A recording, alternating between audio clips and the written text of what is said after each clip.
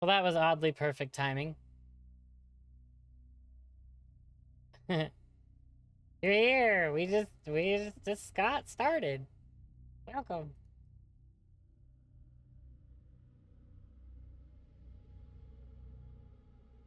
Boop.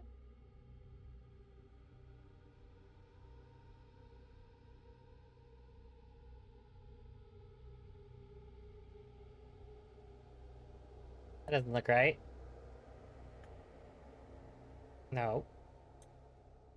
Nope. Flip, flip, flip. Oop, nope.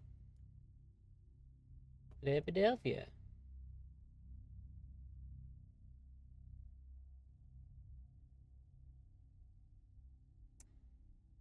Oh, thank you for lurking. Shaving, only bleeding a little at the time of the month where I shave and then bleed. Oh, that's never fun. Not a good time. But this will be. Yay.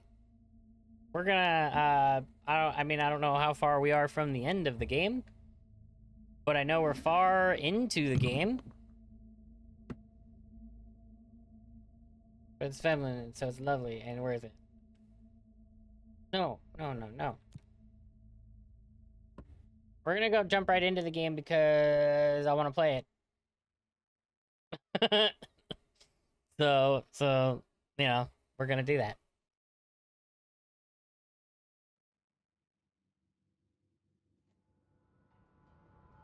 Who would have guessed? Yeah, right? Isn't that wild? I want to do the thing because I can do the thing. Um, yeah, we are. So we've done a bunch of missions, and we've only got one active mission going on, and that is find the ordinary AWE area. And I got there, and then I turned around and I left because I didn't want to progress in the story yet. And we have a bunch of shit to read and watch and listen to. We used to play there all the time. I guess that's where we're gonna start. Me and Dylan. And other kids as well. We loved it. This time, I remember, was different. We found a way in, deeper into it, like it had shifted. We went inside, and that's where we found the slide projector. A dump is a place for lost things. Things that have been thrown away.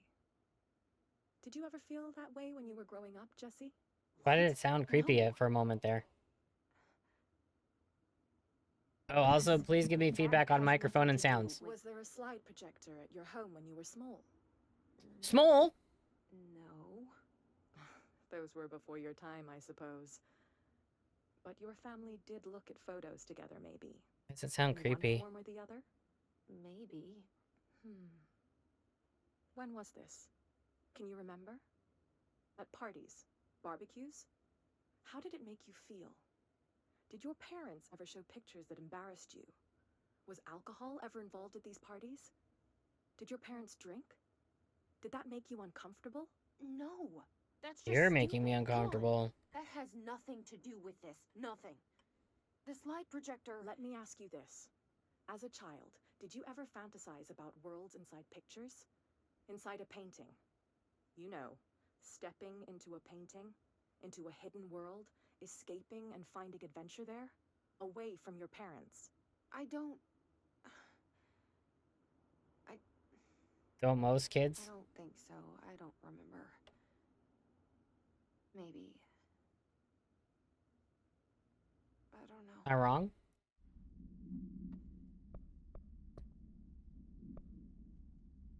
Squad Captain Lopez, reporting on Expedition 17B.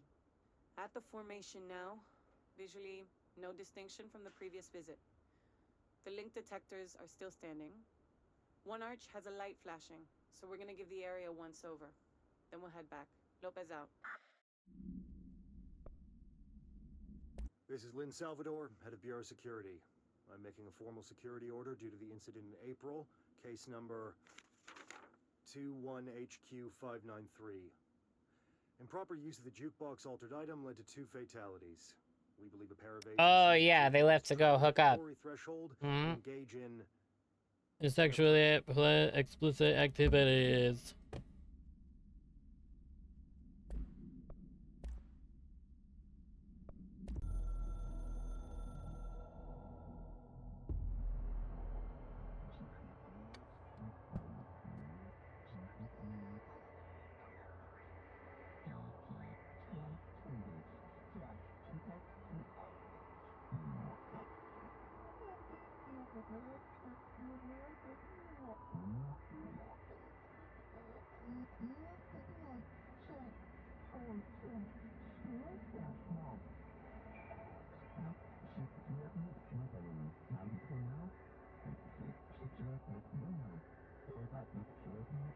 I don't believe get hyped.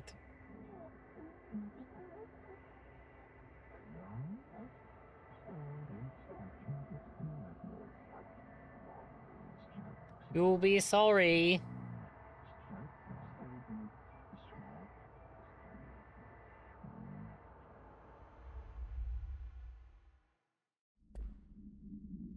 Okay.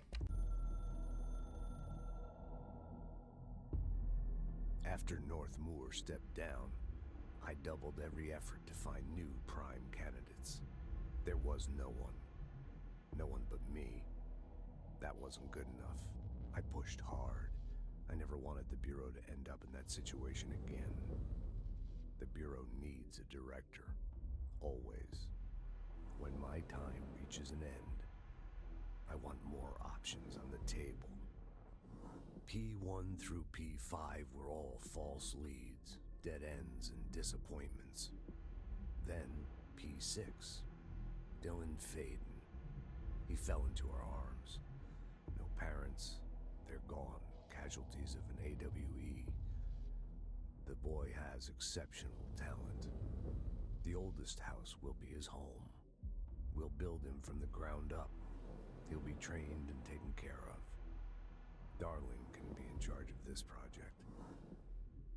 I can't. I'll stay away.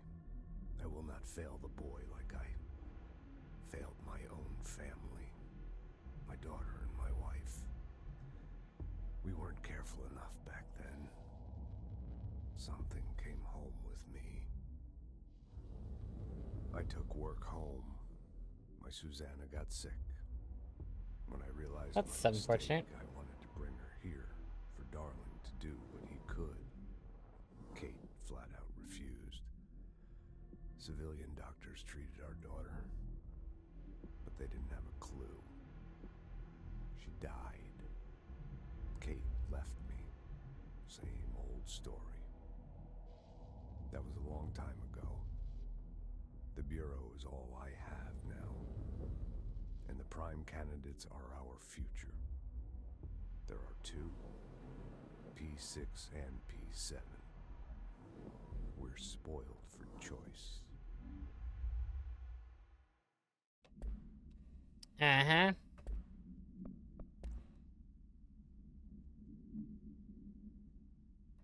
In case you are not aware, something caused a sticky note in my office to duplicate. My office is unusable now. I will be working from home until this is resolved. You can reach me on my cell or my home phone. I see your creepy teeth delivery and raise you one dead dog. Yeah, like straight up deceased dog. It had a collar on it and everything. It had been rotting in that box since we packed it up. Go ahead and imagine how it smelled. So don't go whining to me. I wish I got to watch a parade of human teeth. What? Cat clock. My clock is shaped like a cat and its eyes move and I think it's angry. But I keep apologizing. Hi, pup. But I keep apologizing and it won't stop. But I said I'm sorry. Sorry. But it won't leave me alone and I don't know what it wants. I can't keep apologizing Do you see it now? It told me everyone is here, and I need to be careful so they don't see me writing this letter. It wants me to stay with it with my eyes on its eyes and moving very fast, but I can't keep going, and I worry they will forget about me, so I need write you about this because I can't keep going, but the cat will be because it's the eyes redacted. Yep. Dear New York Tribune, airplanes aren't real. I figured out how they do it. The windows are TV screens, and the whole thing moves on big tracks like a roller coaster that move through underground tunnels in the earth. Airports are more like train stations. They do this because the sky is full of monsters, and they don't want us to know about that. And the planes we see in the sky are the monsters. The government made the Earth trains look like the monsters so that we could lie to us better. Don't contact me.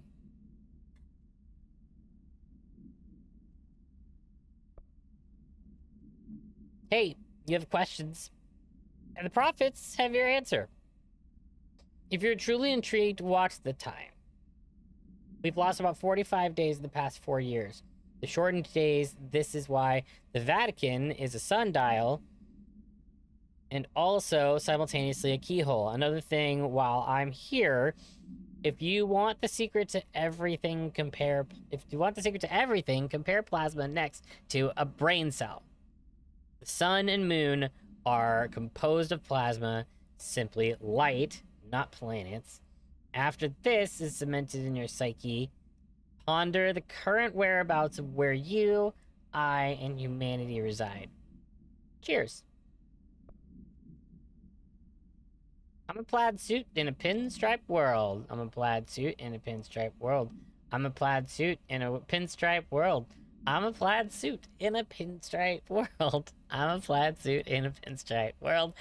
I'm a plaid suit in a pinstripe world.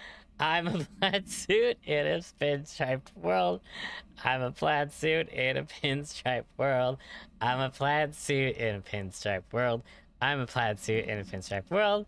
I'm a plaid suit in a pinstripe world. I'm a plaid suit in a pinstripe world.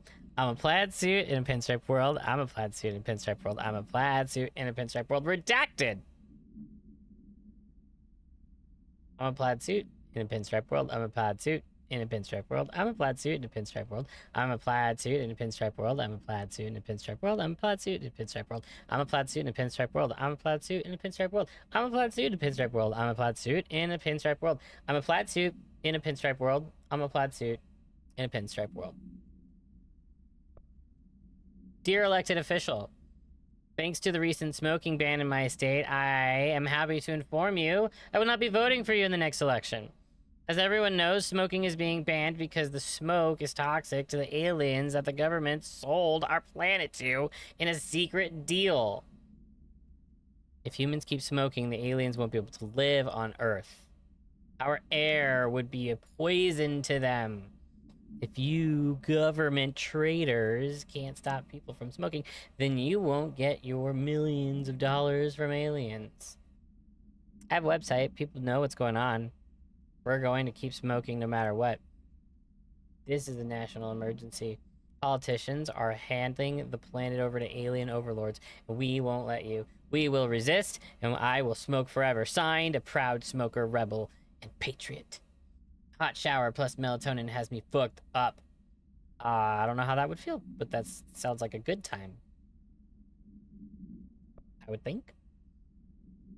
To the esteemed members of the American Psychiatric Council, I'm writing you to inquire about the significance of dreams in relation to one's mental health. I am aware that there are many books purporting to contain the true meaning of dreams, but I have reservations about their legitimacy. I understand that this is not usually done, but I would greatly appreciate your thoughts on my condition. Ever since I was young, I have had intensely vivid dreams. They only occur sporadically, but in them I witness very strange events. I understand dreams can seem real at the time, but these feel markedly different. They do not occur often, perhaps only one or two a year. Last night I had one. I saw a small empty town with an utterly dark. It was utterly dark. There was a lake at its center. Of course there was. Shadows of people moved around me, muttering odd things. A bright light woke me up. I was screaming in my sleep. My wife had been shaking me for minutes before I woke. Because of this recent incident, I've decided to seek help. The doctor says I am physically fine, but I wanted to consult your expertise. Thank you for your valuable time. Yours very sincerely, Richard Bowker. Who's that? Yeah, your nightmares night and day. Did you have a clicker? Would that chase the frights away?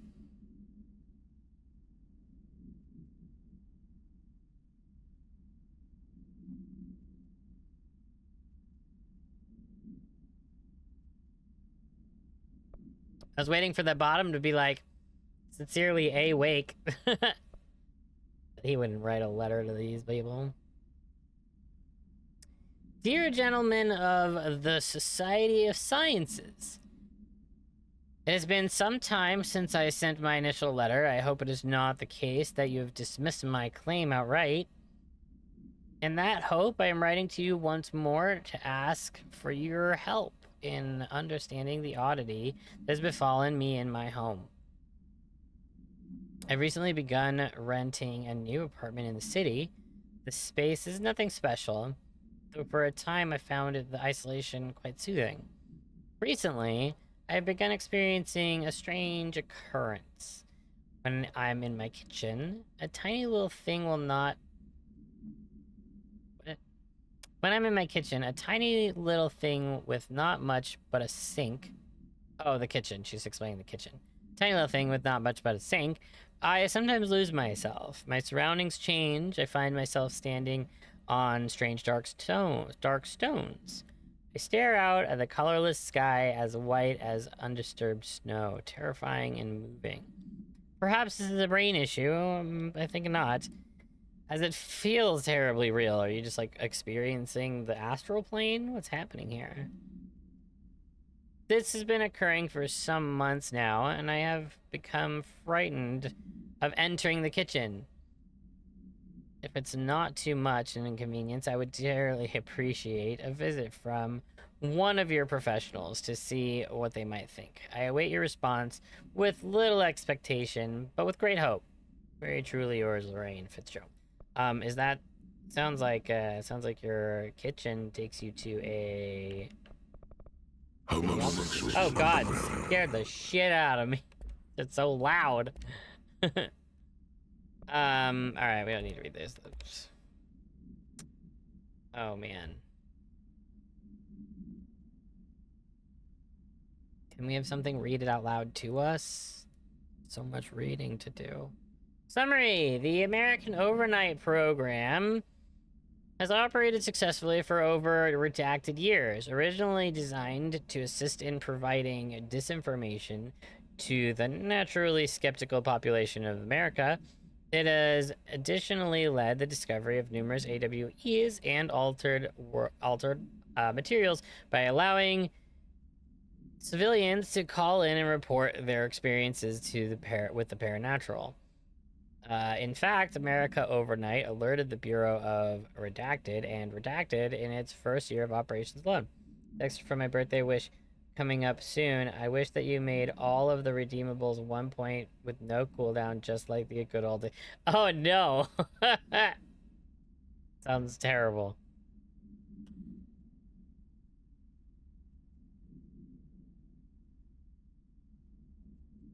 Maybe we'll do it. All right.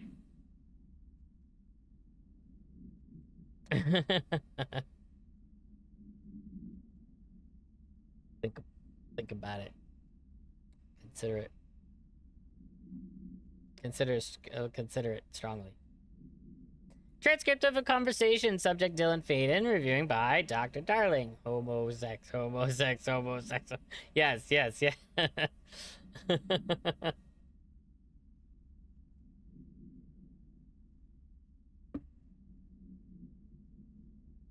Oh, for review by Dr. Darling. Confidential note, subject was alone during this outburst. You again. I thought I told you to leave me alone. Why are you showing me this? I can't do anything. Can't you see where I am? Why don't you help me get the fuck out of here? You always show me things I can't do anything about. Stop showing me her. I don't care anymore, and I don't care about you. You both left me here to rot. Fuck off, you bitch. So you're talking to Polaris, I'm assuming. I will dig out my own brains if it means getting rid of you. I don't want you here. Get the fucking message. Subject repeated the phrase fuck off numerous times before being sedated. Incident in question occurred on Redacted and was brought to HR department's attention by the internal security personnel who intervened. According to the report, supported by security camera footage, Agent Filson entered the staff kitchen with the intention of consuming his private meal, a homemade sandwich cut diagonally and packed in a plastic container, but discovered the refrigerator had redacted his meal. Agent Filson began to kick the Bureau-owned appliance as he expressed his frustration in a loud and profane manner.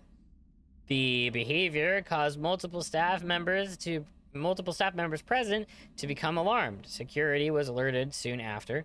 Filson complied with the security's commands to desist.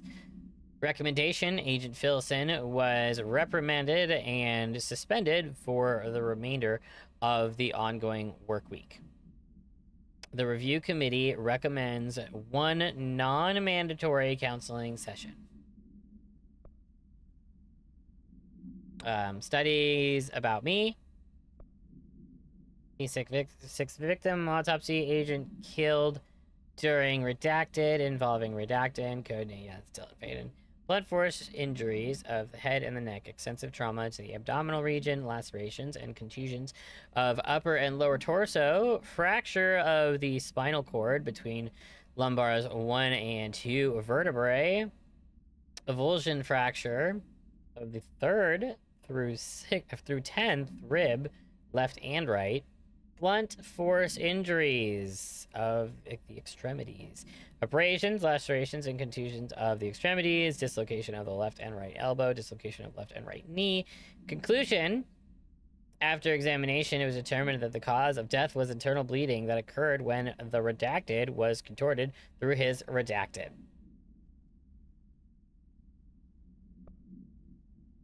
Dr. Darling has personally recommended Ms. Pope for promotion based on her work ethic and assistance in advancing many ongoing research matters. See research report redacted for breakthroughs resulting from her work. Recommendation: according to her colleagues, Pope has displayed a keen eye for detail and a quick grasp of paranatural concepts. She is a professional and diligent. Though some of her coworkers complain of social disinterest. The review committee approves the recommendation and promotes Ms. Pope to the position of research specialist. Congratulations. Willow AWE shipping manifest. A hollow sphere, stone-like material, vitrified soil, redacted pieces of various sizes and colors, animal carcass, possibly canine, rusted metal bucket, leather wallet, aged shotgun cartridge, all materials to go to the investigations sector for further analysis. Collective unconscious.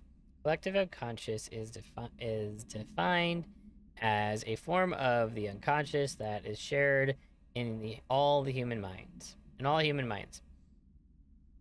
For this arises unconscious knowledge linking us through our ancestral heritage. See Jung Report, pages 12 through 34. Through this collective unconscious, we unknowingly attribute a series of images and archetypes to all elements in our lives. These archetypes are never fixed but shift and change in tandem with our species and culture. This internal belief is the power of images shared by a massive population is redacted in the creation of altered items and objects of powers.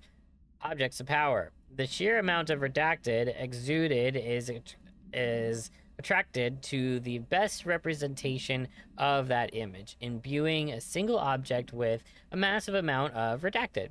Therefore, theoretically, places of power could likewise be formed by a simple power of sustained collective belief. Refer to file 5-417532. Mirror, containment. Those are the things we already looked at earlier. All right. Fuck, if they're in there, we go around that way. No. There you are. Did you find those Rangers at the formation? I found them. But it's not good news. The Hiss got there first. Lots of them. Another dead team. Jesus. You know, I should have seen this coming. The formation, it's got like a pull to it. Things just end up there. I'm sure you saw all the junk from the Bureau lying around. There were a lot of Hiss, Arish. I mean, a lot. Did they get pulled in too? Or they forced their way in. The formation is just a big question mark to us. But who knows? You might even find some useful stuff down there. All I know is we cannot let the Hiss get comfortable. Sounds like you have a plan. Uh-huh. A simple one. You need to find more tokens and clear the Hiss the fuck out of the formation. That is simple. Oh, and I found a file on the formation while you were gone. You take a look for yourself if you want. A lot of the terms in there are way beyond me. I don't like to overcomplicate these situations. When in doubt, fuck it. Shoot something, right? Real helpful, Arish. Very. I try. Oh, wait. These ones that I haven't talked about? Lighter ones? Or am I going crazy and they're not lighter? You're security. You sent me a funny thing? Do you work with Rangers? Not often. Rangers are specially trained in threshold reconnaissance and ground zero AWE response. Security is more interested in the dangers inside the Bureau. They must see some weird stuff out there. Oh yeah, definitely. You know, every week they are tackling things that were previously unknown to the human experience. Most Rangers, they retire due to cognitive collapse. Who is this little guy? The medical definition. Not fun. Who is this little moth dude? Little Mothman? Who's little Mothman? What do you think of Marshall? Marshall? Marshall's a fucking badass. Rangers could not ask for a better leader. She's a little, you know... He is a badass. Intense, but given the stuff she's seen, I'm not surprised. She does have a bad habit of disappearing, though. Where does she go? Last time she vanished, I did some digging into the security logs. I found camera footage of her entering the quarry. She was down there alone for days. Now, typically that's not allowed, but Marshall is kind of above the rules. I wonder what she finds so interesting in the quarry.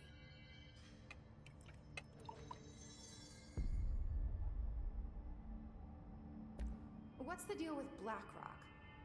Oh, fuck. Don't get me started on BlackRock. You know, ever since research found out that it blocks paranatural stuff, they have just been parading dangerous materials in and out of the fucking quarry. Fucking lab coats, man. Love making my job harder. Sounds like there's some tension between departments. Still, at least the quarry's got a good view of the night sky. You know, me and Salvador used to have after-work beers down there. Okay. We ball?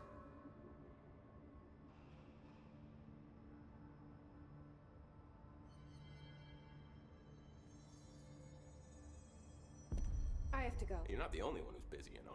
Yeah, I know. Don't get sloppy out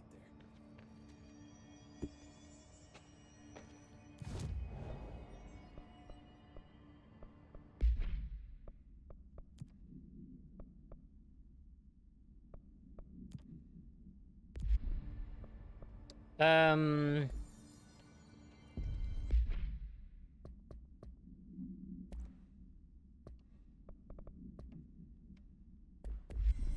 feel like I've done all the things that I think I can do.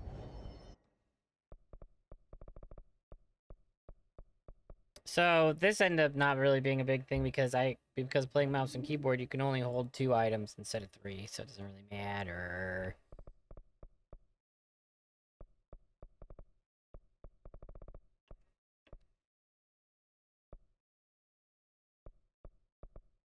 But being able to make friends, I should at least know how to do this.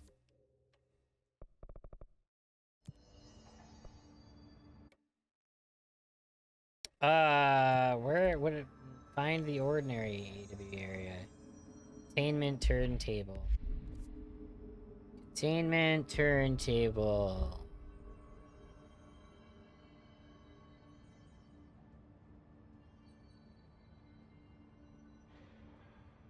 Um...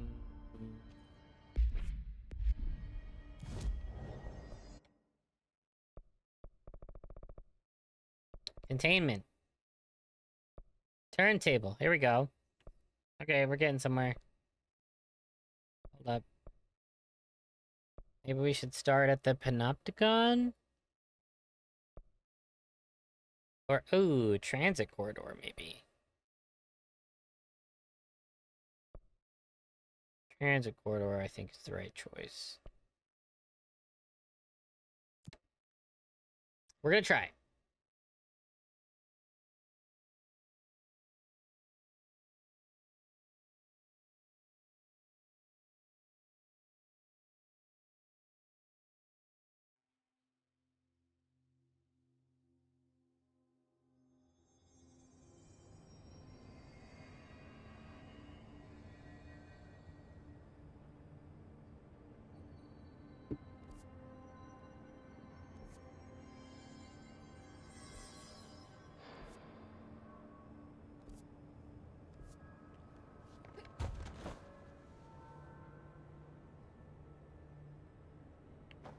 There's gotta be a way to rotate these tracks.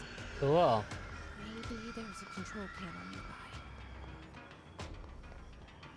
Yeah, maybe.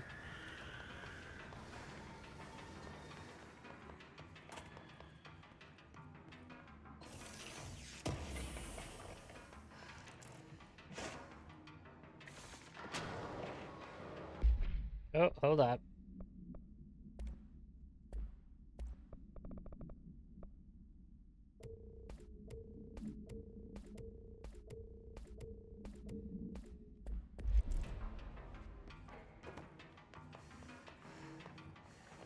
Oh, mold.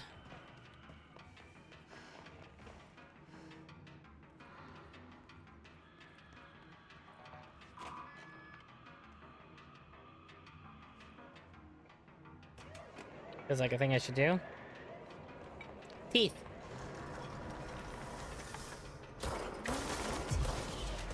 Something's Yeah. But you're gonna be my friend. Wait.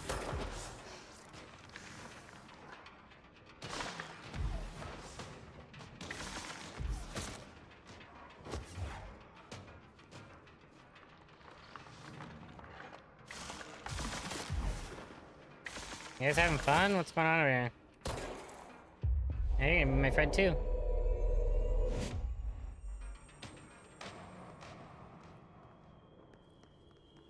I'll go hunt down the enemies. Oh, hello. Okay, fall damage. I hit the thing, but I didn't realize I had to float first. I thought I could just jump and ground hit, but you can't. The answer is you can't do that.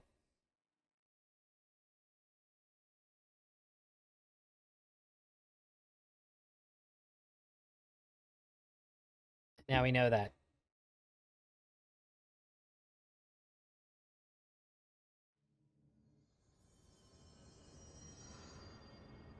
Still wakes the deep? What is that?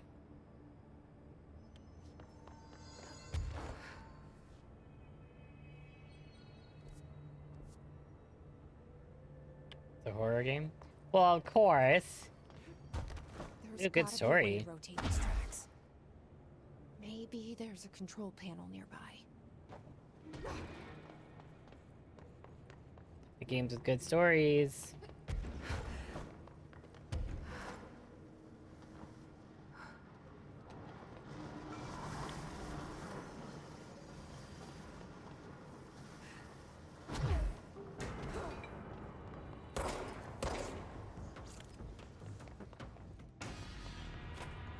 Everyone has Scottish accents. Oh, that's fun.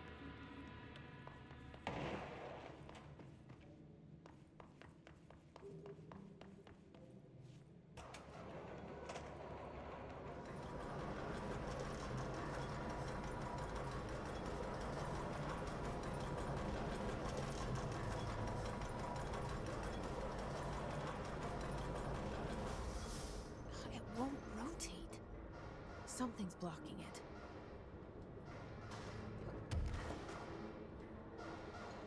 But what?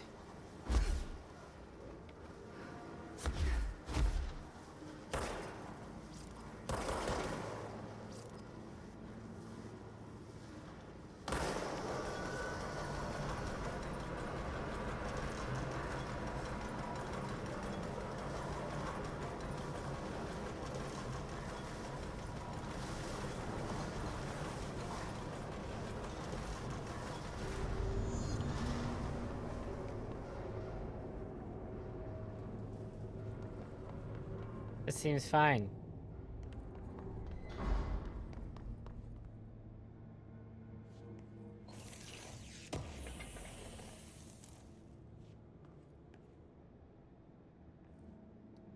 It's a weird photo choice.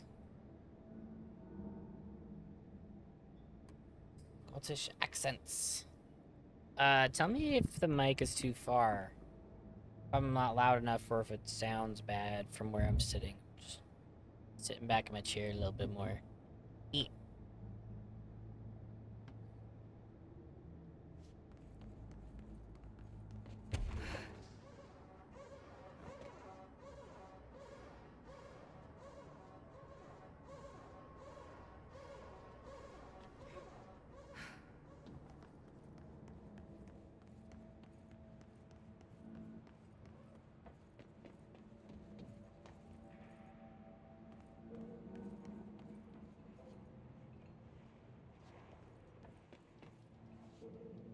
Thank you.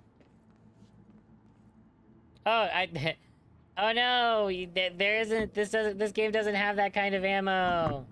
Can I give the points back? How do I give the points back?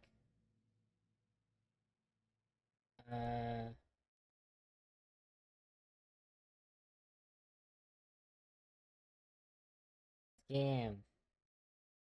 Throw the tapes at them. What do I do? Activity? Oh. Oh, viewer rewards down here. Viewer rewards. Channel points. Oh, where do I get the redemptions?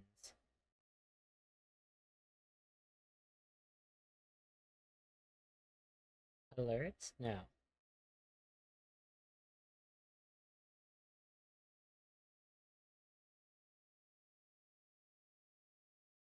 I don't know where I'm supposed to go. How do I always, like, just happen to do it. What? W?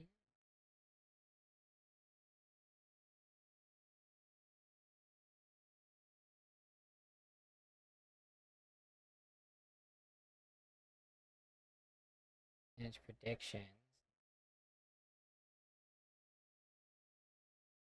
Oh, don't worry. You're saying don't worry, don't worry. Got it. Okay. I'll figure it out. You'll get your points back. E. Conjuring of evil spells. Send your... Why? I already have such bad luck. Don't bully me.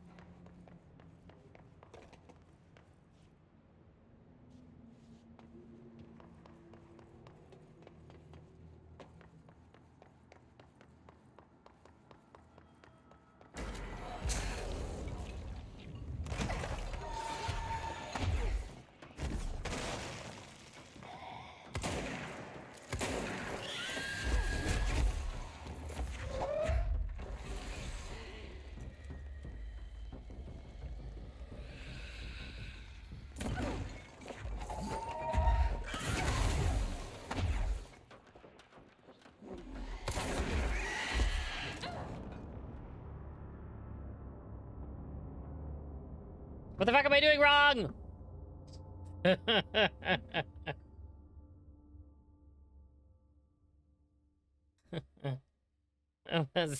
What am I doing wrong?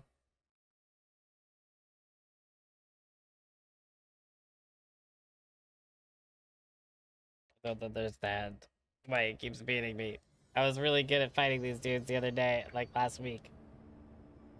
I was kicking their butts. And now, my butt getting kicked. Excuse me. I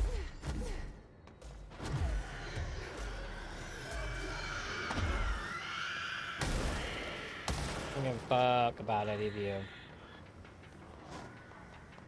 I tried shooting the enemy. I have, but I haven't done it very successfully. I kind of tried, but like, I tried poorly, you know?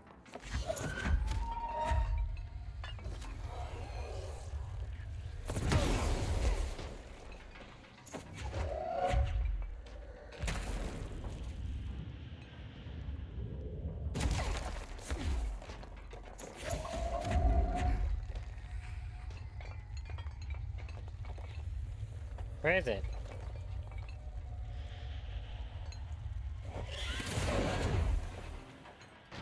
Oh, so I'm just significantly stronger when it comes to that, so I should just keep doing this.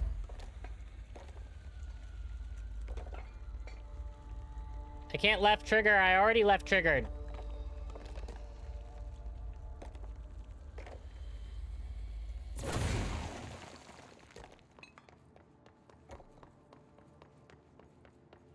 My throw is just the strongest thing that I have. I should just stick to that.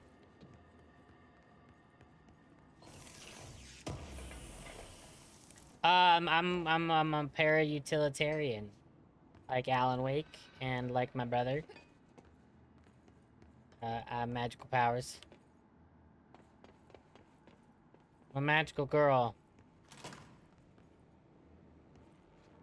My brother's a magical boy. Alan Woke is bad. Yeah, he could see visions of Alex Casey's life. And he thought that they were just his imagination. And he was like, oh, I'm gonna write a book about this guy, Alex Casey, and I'm gonna be like a famous writer. And then like the real Alex Casey was like, fucking I hate Alan Wake because like now everyone knows who I am because of this motherfucker who wrote books about my cases, and people think that they're fiction, but they're kind of not because they're based on my life. And he doesn't appreciate that. Which, you know, for real, I feel ya. I'd be pretty frustrated too if I was Alex Casey.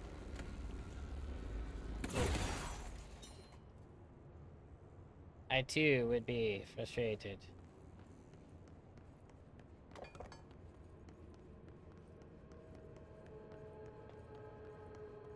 Not Alan's fault. He didn't know. I mean, most people don't generally know. They're not generally aware.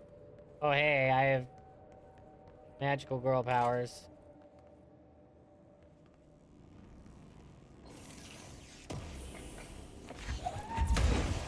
That's not what I wanted at all.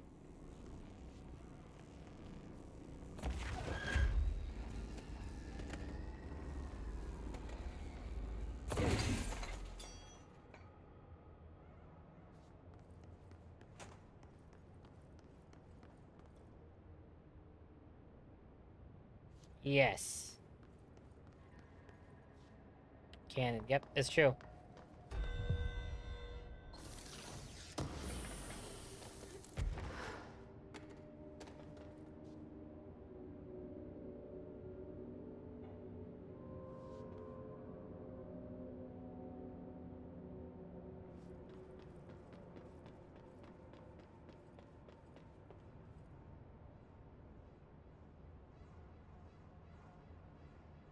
Anyone see where the other power is? Oh, there it is.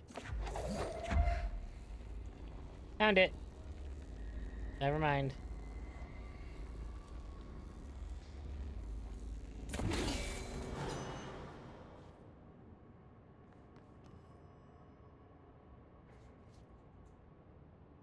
All of that made me uncomfortable. I don't like any of that.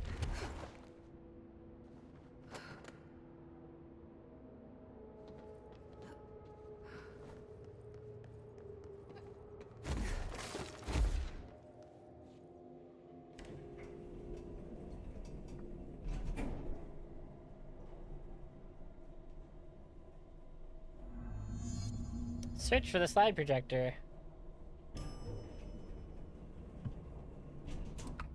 Well, why was Casey chosen? Casey was oh, hang on. Stand by.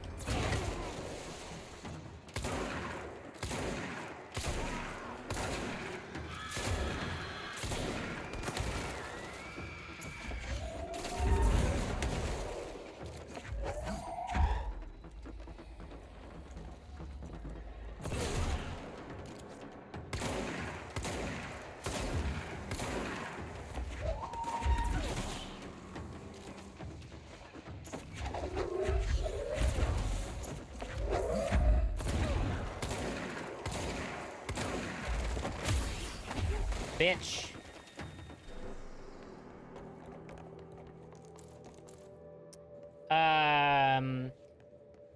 Because Alex Casey is Max Payne. Max Payne in our world is Alex Casey in their world. Instead of being made by Sam Lake in our world, he's made by Alan Wake in their world. Oh, so yeah, sees visions of this guy Casey Control Girl. Yeah, I could throw garbage at people. Yes. So there's a whole hang on. I might even have it.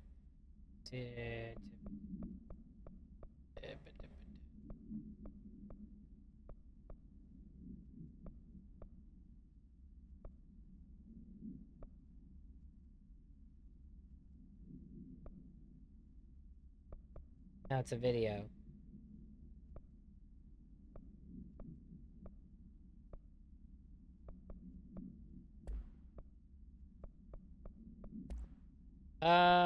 Where do I find...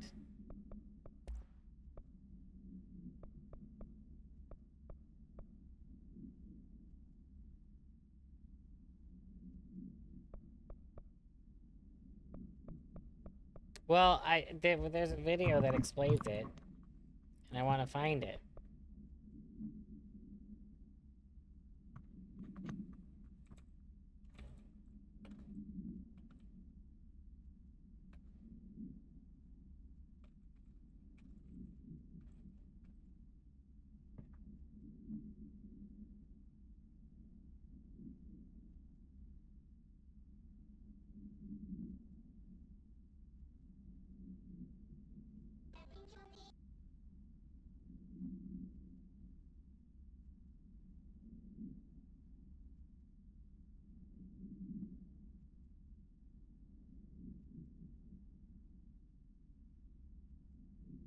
Alright, here we go.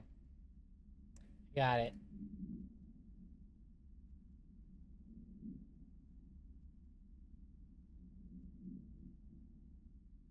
Hey, you can see that?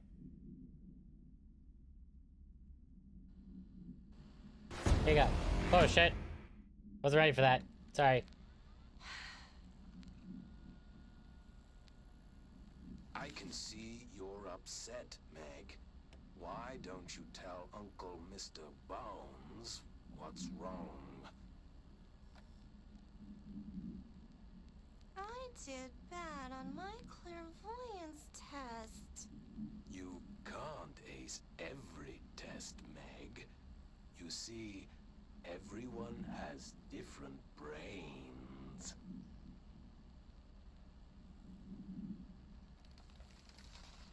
Some brains can talk to each other. We call this ESP. ESP? Some brains can lift objects, like a baseball. Talk about a fly ball, eh, Meg? No interruptions! So who cares if you fail your clairvoyance test? Maybe your brain can throw baseballs or talk to dead people or make friends blind. Once we know what your brains can do, we'll know what job to give you. And if your brains are just right, you'll get to sit in the big chair.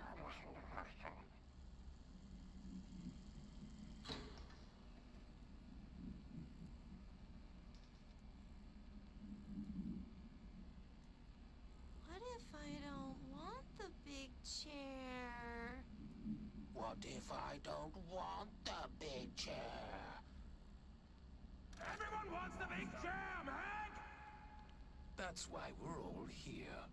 Use those brains to listen for once, or the only chair you'll get in is the one with straps.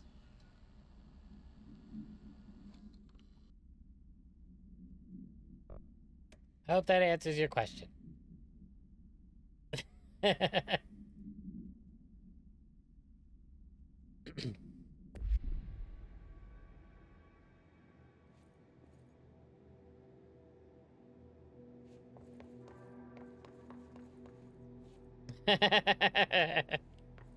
Makes total sense, right? Obviously.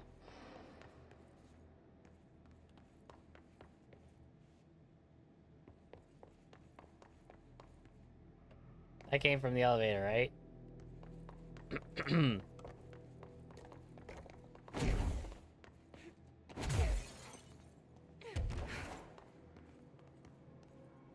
Oh. Hello.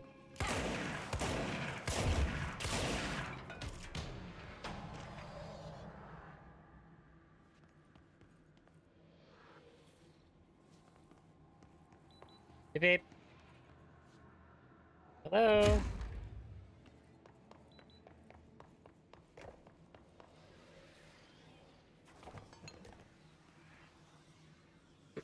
Push the button.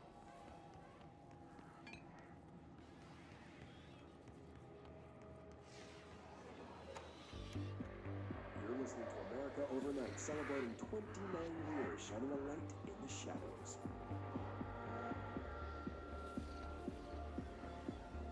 Thanks for staying with us. Here's our first caller. What I'm about to tell you, if they found out, I don't know what would happen. If who found out, brother? The men in the suits. They told me it was an industrial accident, but this is something else. Something nobody talks about. Ordinary. This certainly doesn't sound very ordinary, caller. No, not ordinary. Ordinary. It's a town, and it wasn't an industrial accident. Was. I mean, that's what they said, but that's bullshit. Whoa, please watch the language, caller. It may be 2 a.m., but we're still a family show. I'm sorry. It's just my brother lived there. They said the town was destroyed, but it wasn't. I went there. The people are gone, but the town's there. It's still there. So the population of an entire town disappears, yet the town remains. Tell me, was the phrase, "there is no salvation," written anywhere? I'm not sure. The same thing happened in Brazil in 23, a village called Hor Verde. More than 600 people just up and left. The government said they were fleeing guerrilla forces, but we know the truth. A mass abduction, as predicted by my regular guest, Dr. Quincy Reagan. Abduction? You mean aliens? That's bullshit! I know they're lying! Now I warned you about the language, caller. I'm afraid we're gonna have to cut you off. Good timing, too. It's time for a short break. Hang in there. America Overnight will be right back.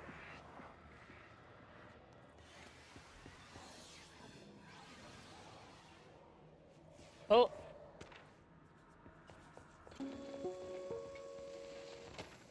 There is a curious correlation with the yet unknowable forces intruding upon. Okay, but you know how we do this. We do this the right way. Oh. There is a curious correlation with the yet unknowable forces intruding upon our world, in the form of altered world events. These forces gravitate toward archetypal objects, a gun, a television, a supposedly haunted house. So clearly humanity affects this process. Our collective unconscious is a map of sorts. We hold the key, but we don't know We don't know how to use them. We create these archetypes through everyday life, popular culture, urban legends, but we are observing and influencing a complicated system in action. We can change the likelihood of something being a receptacle for Look, here's these mine. forces just by thinking about it. But we haven't found a method to Ta-da. control the outcome. And yet, there's something unique in us, in our dreams, in the conceptual reality with power with our minds. What's the cause and what's the effect? Are we the starting point or just a necessary evil in this? A byproduct, a reflection, a projection? We'll struggle to find the answers to these hard questions. He's so adorable. Or die trying. Or die trying. In our world, in the form of altered world events. These forces gravitate toward archetypal objects. I'll just watch him again. A I'm in a television, box. a supposedly haunted house. So clearly humanity affects this process. Our collective unconscious is a map of sorts. We hold the key, but we don't know how to use it. We create But we these just archetypes don't have the locks. We everyday can't see the locks. popular culture, urban legends. Can't see the locks. But we are observing and influencing a complicated system in action.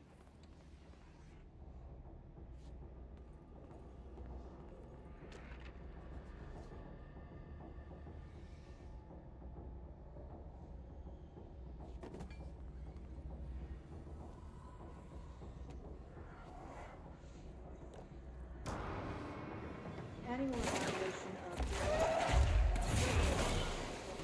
Dr. Carlavon. The questions asked here will fit in a Why is that not letting me take him over?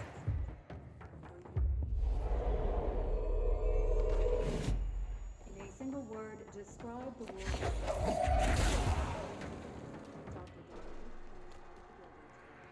He's never out. He's never out. He never visits, not since Roberts. Tell Darling it wasn't my fault. I couldn't control it yet, but I can now. I learned. Will you tell him?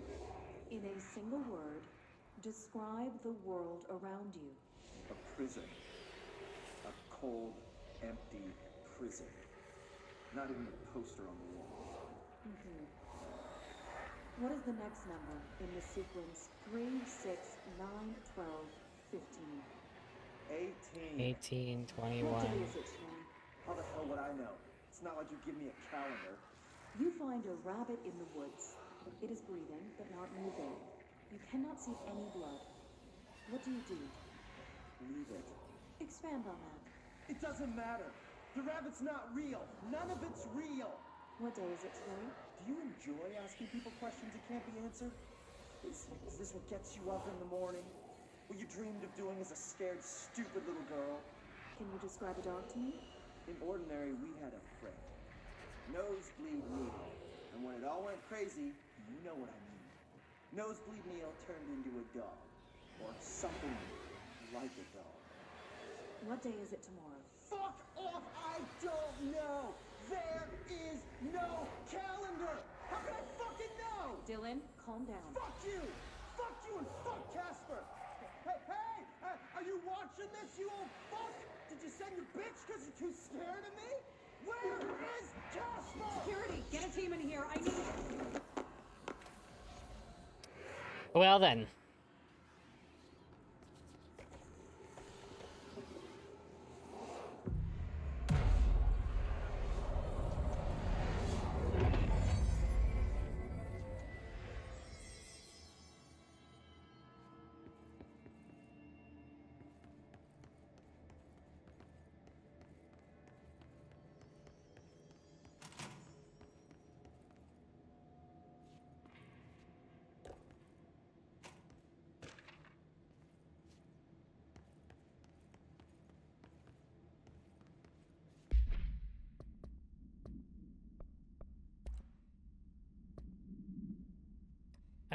Guess we just had to inspect an inbound delivery of like 100 tiny little boxes. Me, that's who.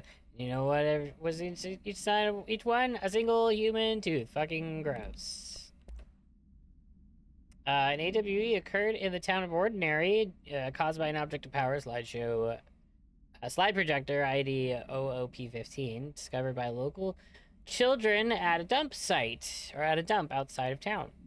When a specific set of slides are used in the projector, the projected image opens doorways to other dimensions. Multiple slides were used by the children, resulting in the disappearance of the town's entire adult population.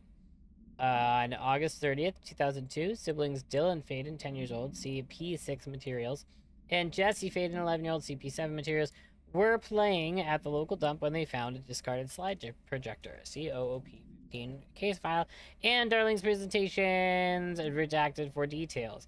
A team led by Director Trench and Dr. Darling arrived at the site on September 14th. The AWE had ended, but the team found the Faden children who led them to the slide projector and these slides, which had been burned, with the exception of one. Jesse escaped when agents attempted to detain the pair. In total, 17 surviving individuals were found in the town. All of them were brought in for questioning and tests. See interviews redacted and prime candidate program files redacted.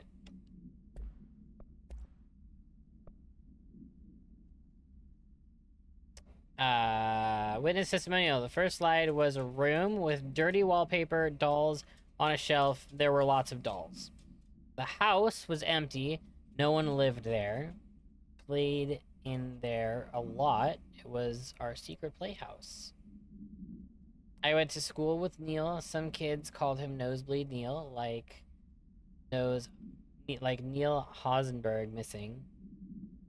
Likely Neil. Oh, got it. It was mean. He had asthma. Tom, note, likely Tom Barlow missing, and his gang Freddy, likely Frederick Bartwell missing. Hugo, as no one in this name was found in public records, bullied him. Oh, who's Hugo?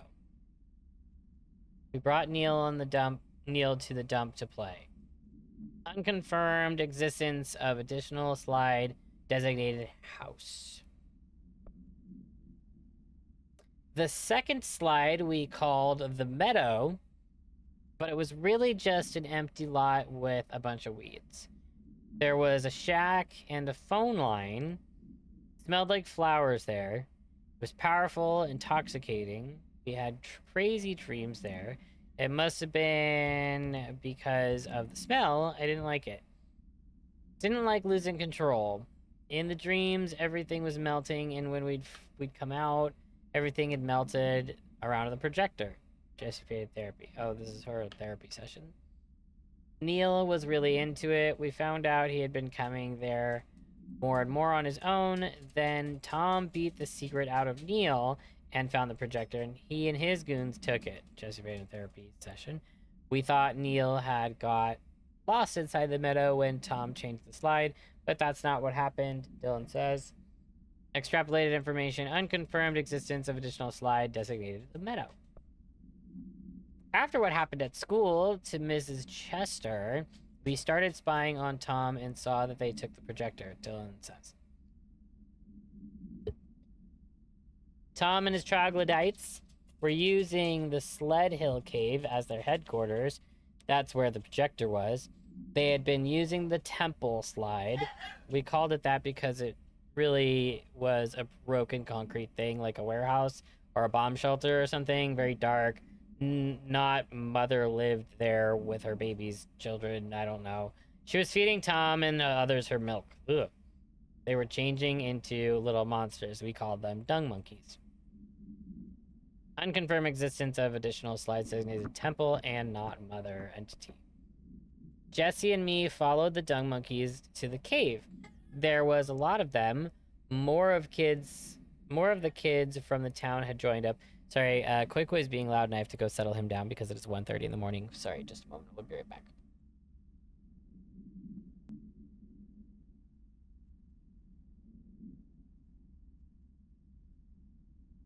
I apologize. Okay. Jesse be followed Doug where we leave off. It was really scary. Jesse grabbed the projector and we ran as fast as we could. They chased us. I fell and hurt my knee. Jesse tried to help me, but the dung monkeys were coming. They were just about to get us. But then Neil showed up. Neil looked like a dog, like a melted dog, but I knew it was him. Neil said a lot of times that he didn't like being a boy because Tom would beat him up. I think he liked being a dog. The projector wouldn't turn off, so we changed the slide to hand. I heard her immediately. She promised to help. Jesse said we should call her Polaris. It's because she was doing stars at school. Extrapolated information, additional slide designated hand. Slide 36 is verified and in Bureau possession. Unconfirmed existence of paranatural entity designated Dog Neil.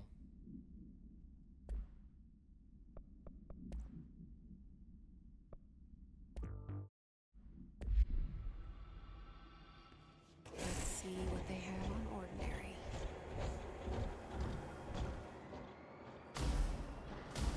It's all here. Our home, our school, the woods, the dump. Wow.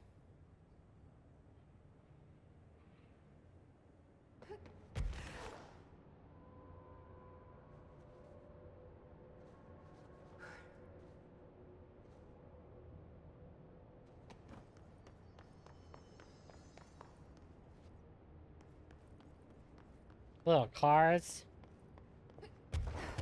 Wee.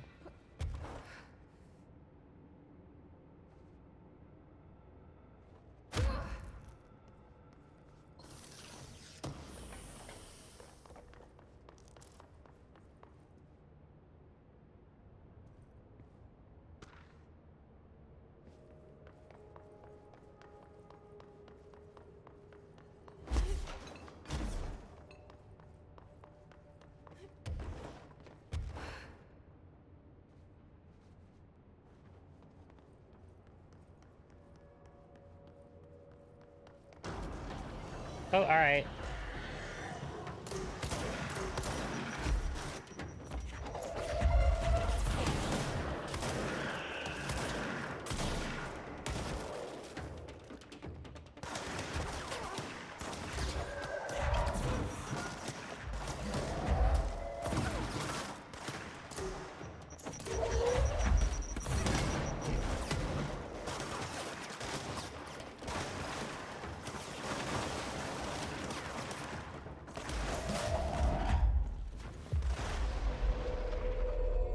You're my friend now.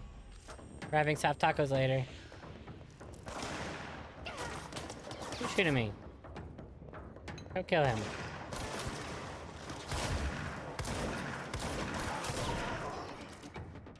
We found the slide projector in the dump outside town.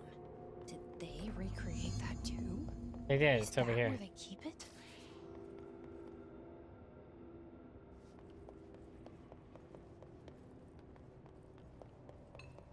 Yes, Jesse.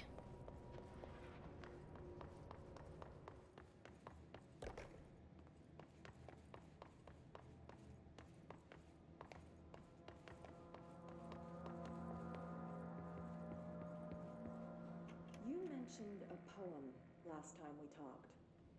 By Thomas Zane? Yes.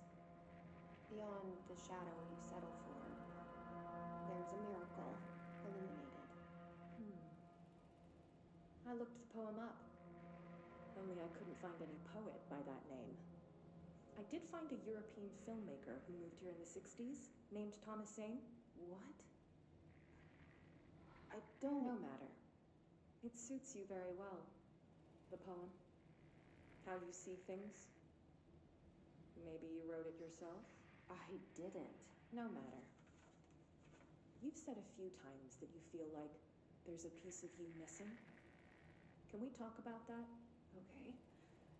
Yeah, it's this.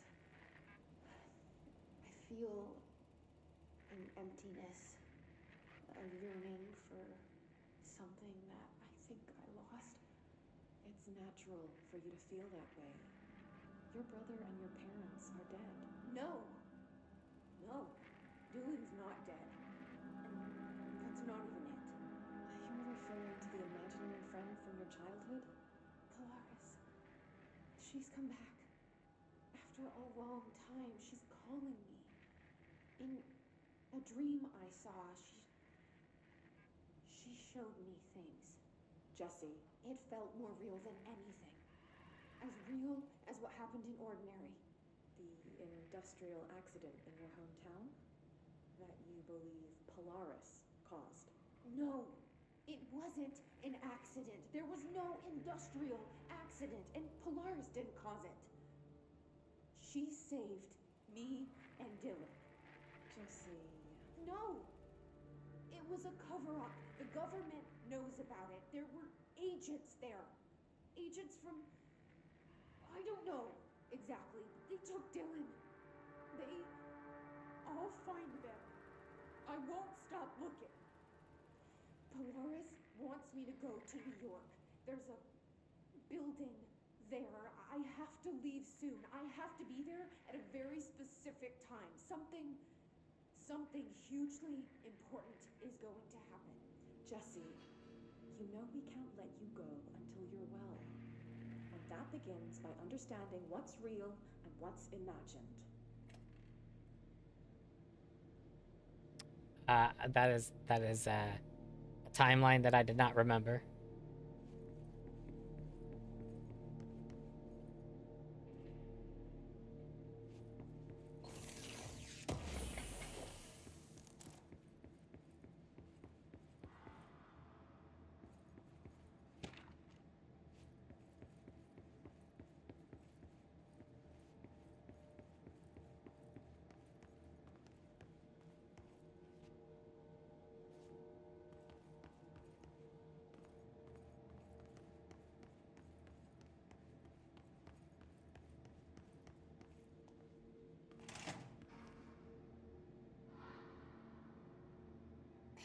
Moved the whole landfill here in the middle of New York, and nobody saw a thing. Pretty unbelievable.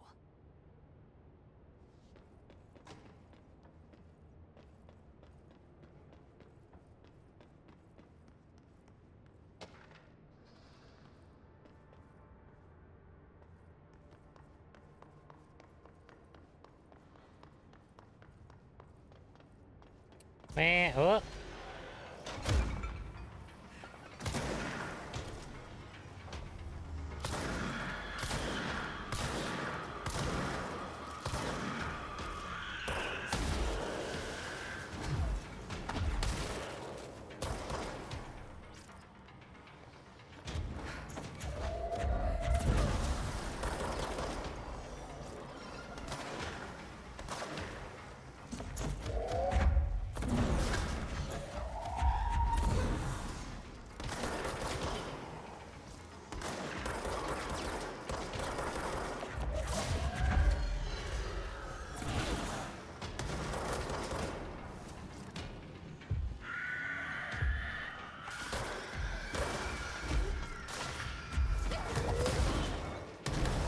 The fuck's hit me?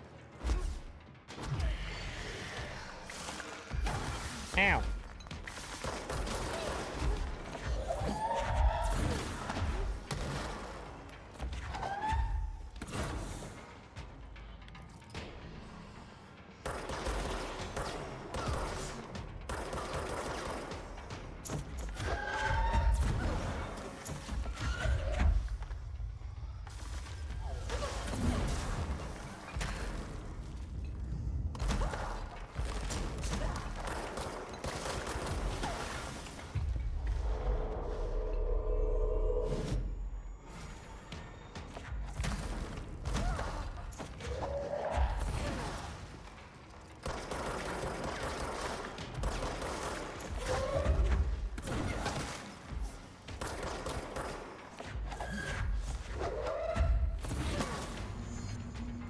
Yeah, bitch.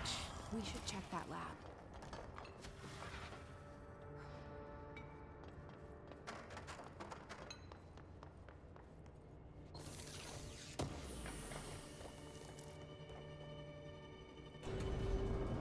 Uh-oh.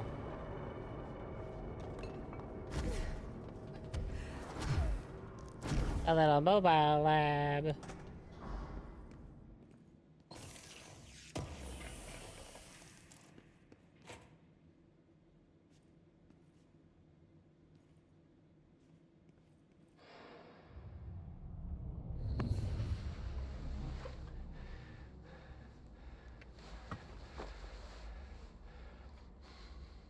Effective immediately. I'm setting up a new department. Dimensional research in the research sector. Transferring the slide projector there. That's where my focus will be now. The ordinary site remains as is. We'll be back to... I don't know when.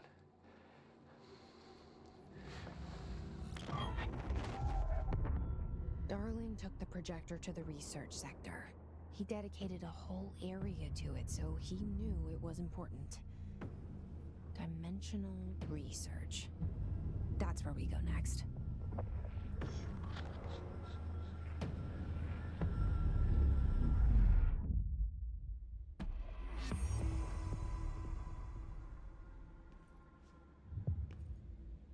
Finish Tango.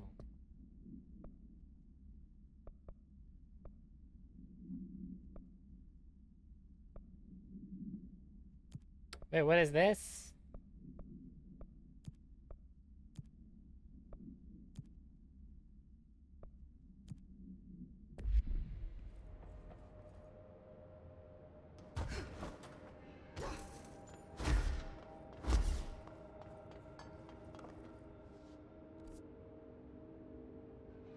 Investigate the sector elevator. Is that DLC? Is the dark place? I feel like that would be DLC. It feels like DLC. Am I supposed to do that? Am I supposed to do it?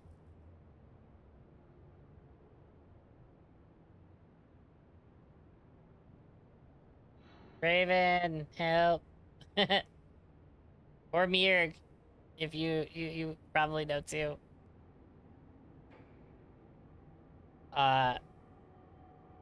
Is it DLC? And if it is, am I supposed to do it before I finish the game, or am I supposed to do it after I finish the game?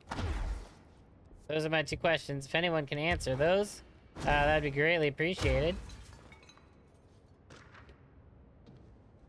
Ooh, album cover.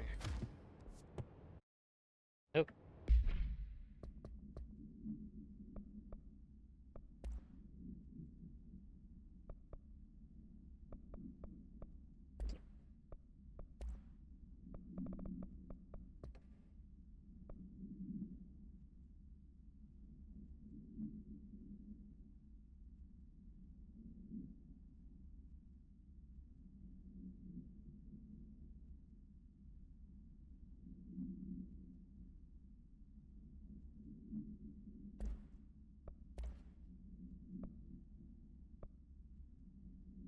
Rebirth. I was 9 or something when I found my dad's Old Gods album. Tom and the others had gotten worse, scarier. The math teacher, Miss Chester, tried to make them listen, and they pushed over a piano on her and broke her legs. Then Tom bashed her head in. Bye-bye, Mrs. Chester. I always liked her. I liked math. Dylan Faden. That was the tipping point. It was Lord of the Flies level bad. The grown-ups realized that something was wrong. The police came and literally dragged Tom and Hugo and the others away. Tom was screaming that the not mother would make them all go away. They enacted a curfew for every kid in Ordinary. Mom and Dad were pissed, asked us about the dump, about everything. I remember wanting them gone, like Tom had said. When we woke up the next morning, pretty much all the adults had indeed vanished. Was I responsible? I don't know. Experience.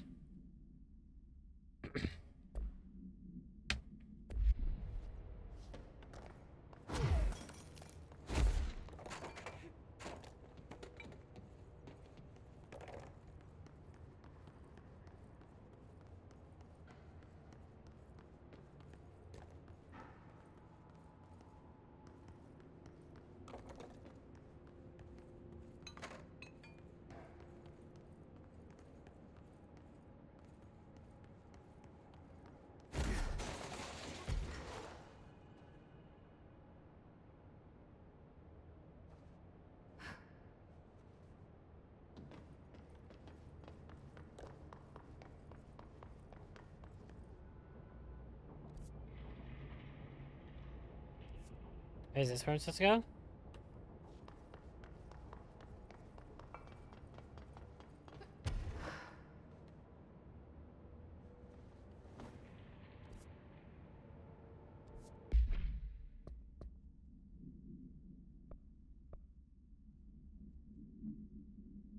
Sector elevator.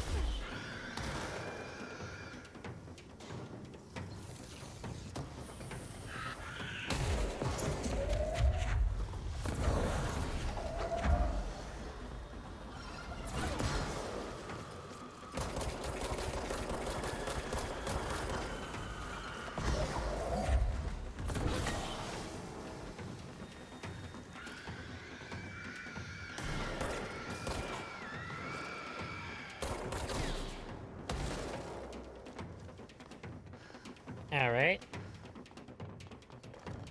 Oh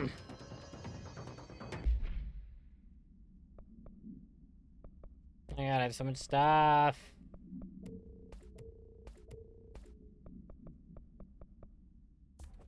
Oops.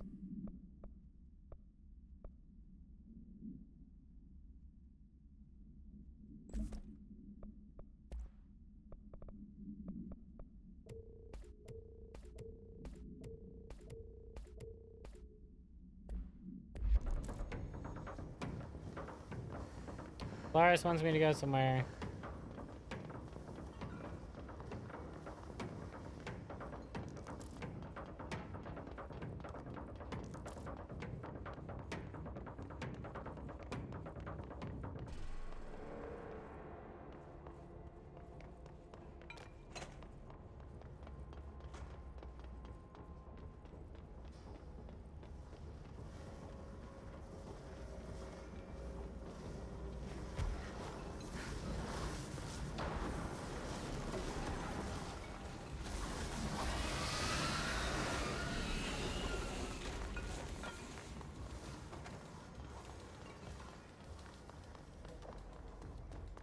What is it alerting me to?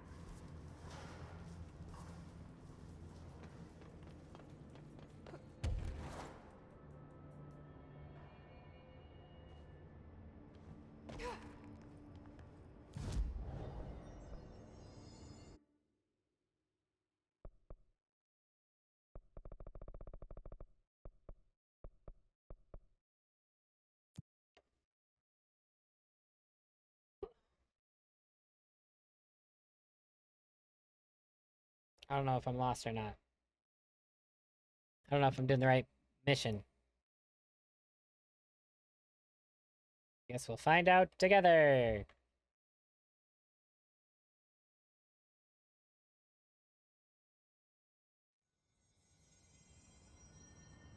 Sector elevator. That's the block. Darkness engulfed the elevator. There was something there, reaching for her, trying to make her act. It was a distress call. Faden sensed a drowning man, a hunger in the dark. Investigation sector. Investigation sector, huh? We should check this out. Yes, we should.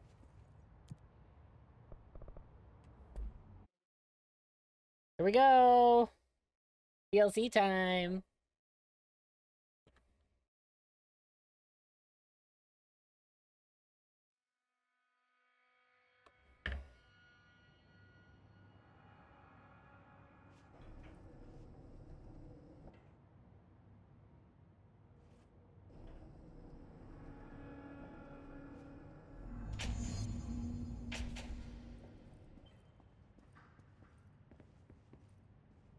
Hello? Anyone here? Guess not.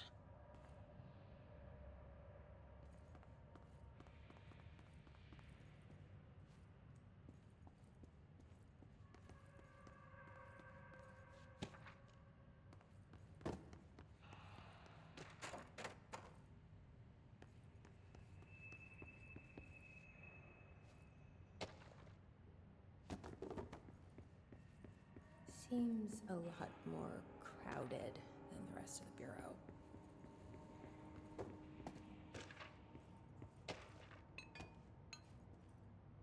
And we're gonna read all of these now.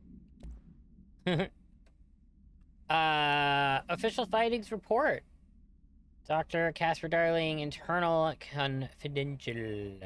Per authorization from Mr. Kirkland, internal investigation D84-5 was launched into the ethical practices of Dr. Casper Darling, head of research. Ethical practice? Despite the accounts of anonymous redacted regarding inhumane treatment of a redacted currently housed in the Bureau, our official findings regarding this were inconclusive.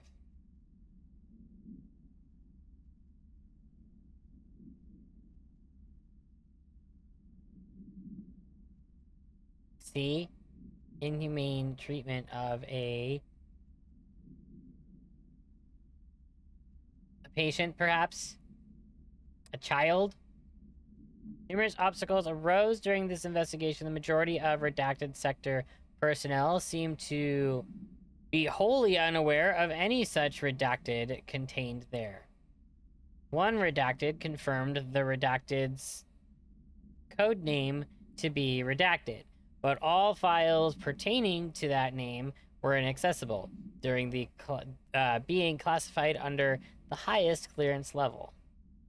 Investigators were similarly blocked from entering the redacted research wing to interview its staff. The matter was further complicated by a lack of clarity on whether non-human paranatural entities warrant humane treatment.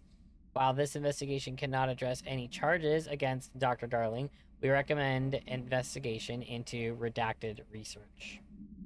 See, stuff. Someone caught on. Darling's being a problem.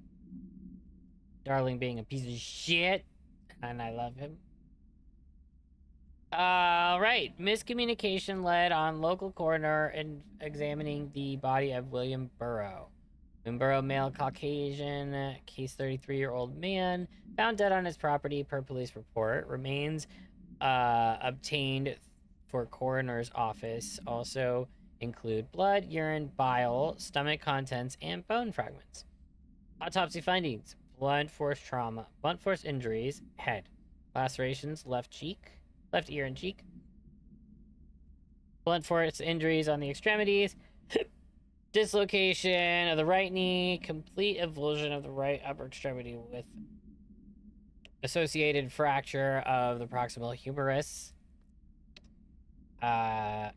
extensive trauma in the abdominal region, complete avulsion of multiple organs, including the stomach, the heart, the liver, the pancreas, kidneys, and a portion of the large and small intestine are all missing from the scene. Conclusion: it is my opinion that Mr. Burrow's death is not a result of mechanical accident.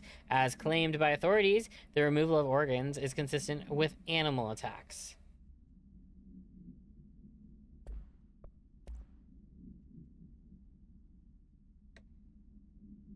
Mr. Dennis. A request came through recently from an FBI agent asking about all of our files on Bright Falls. This is gonna be Alex. Specifically on the disappearance of an author, Alan Wake. Per the interagency information exchange agreement, I had some paper pushers gather up a folder of all pre-approved files.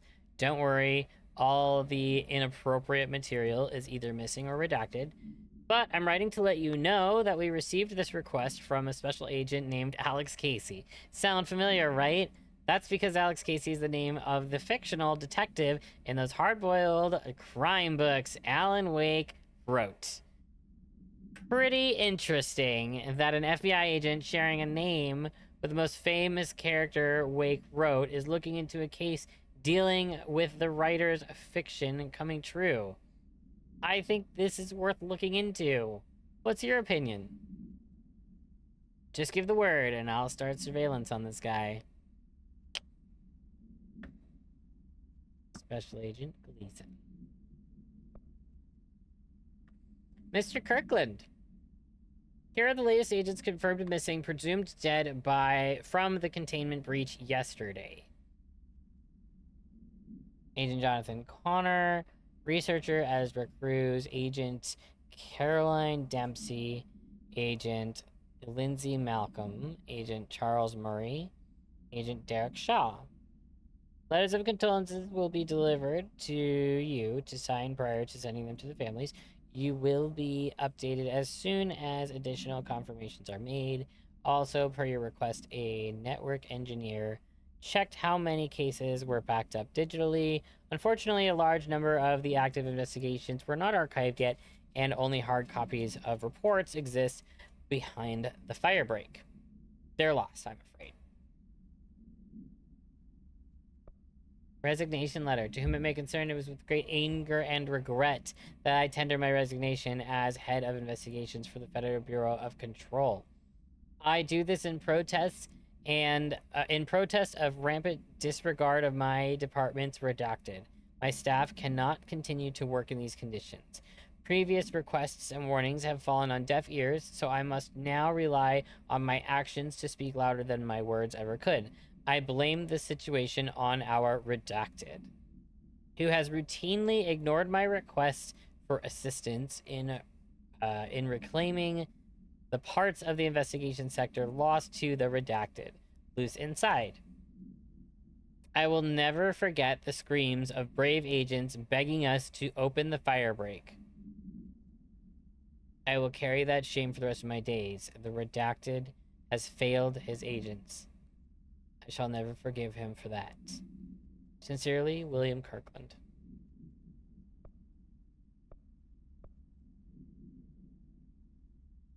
Staffing issue, non-official. Mr. Dennis. So, yes, there's an increase in AWE cases, and yes, it would be a good idea to put together a special task force to examine exactly why that is.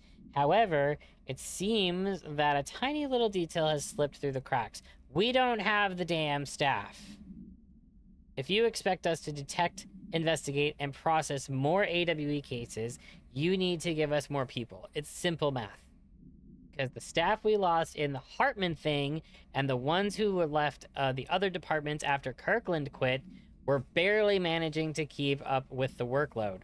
Hell, just filing the paperwork for all of the altered items we left behind in the sector has been an ordeal. Another thing, and this is going to sound paradoxical, but we have an overcrowding situation. This lobby isn't meant to accommodate the whole sector's worth of staff. We put forward a motion to move investigations to a more suitable location months ago. It better not be sitting on your desk. The people who are getting restless, and as Kirkland's interim replacement, it's your job to handle this. Best regards, Agent Grayson.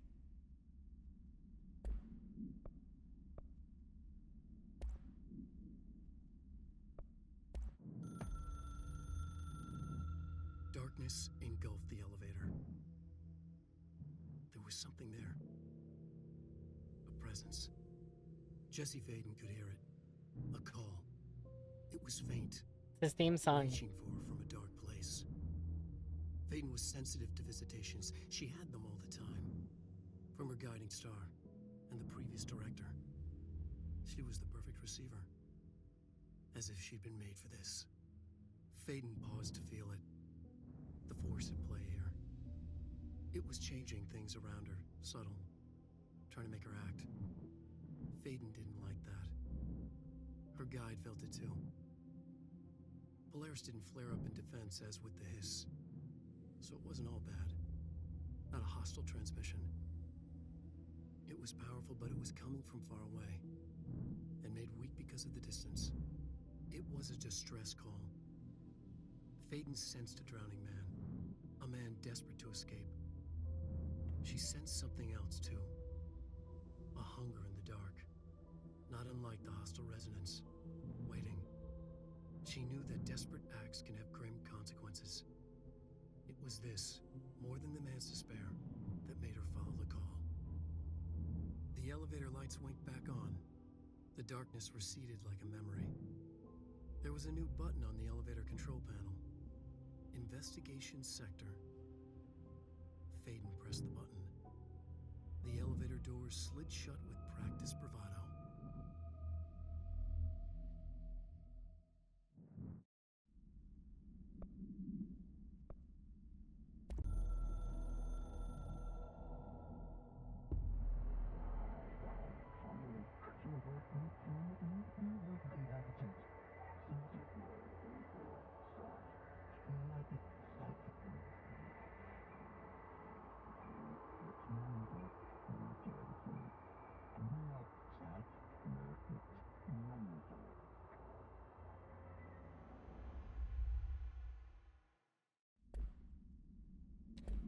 Uh-huh.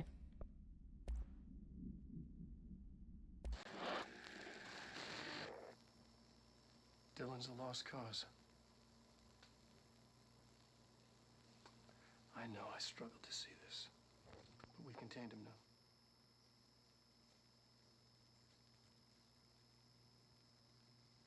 I wish I had sided with Marshall. Back when it was just one person. So many dead.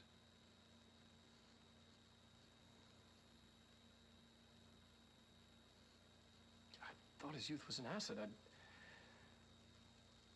Just too much too soon.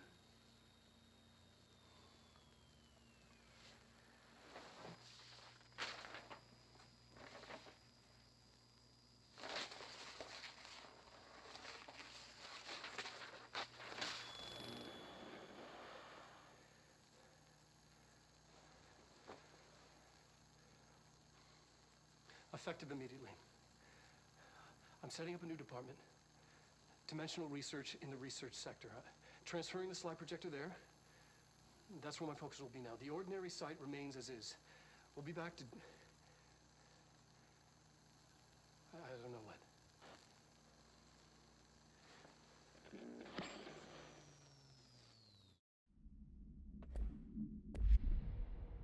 All right, cool.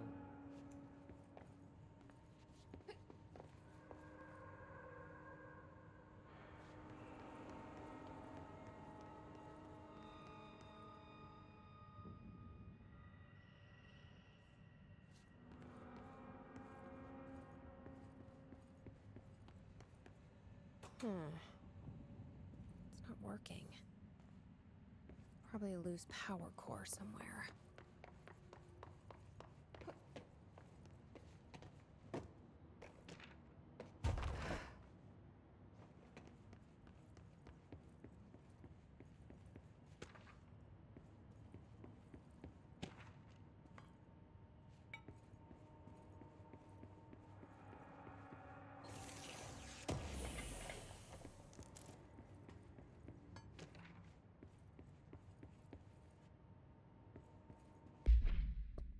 We got so much stuff.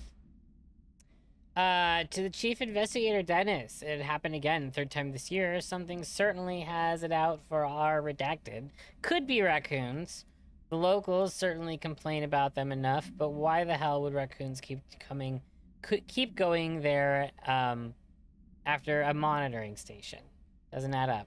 Anyway, I've got a bureau tech going out to the site next week to look at it.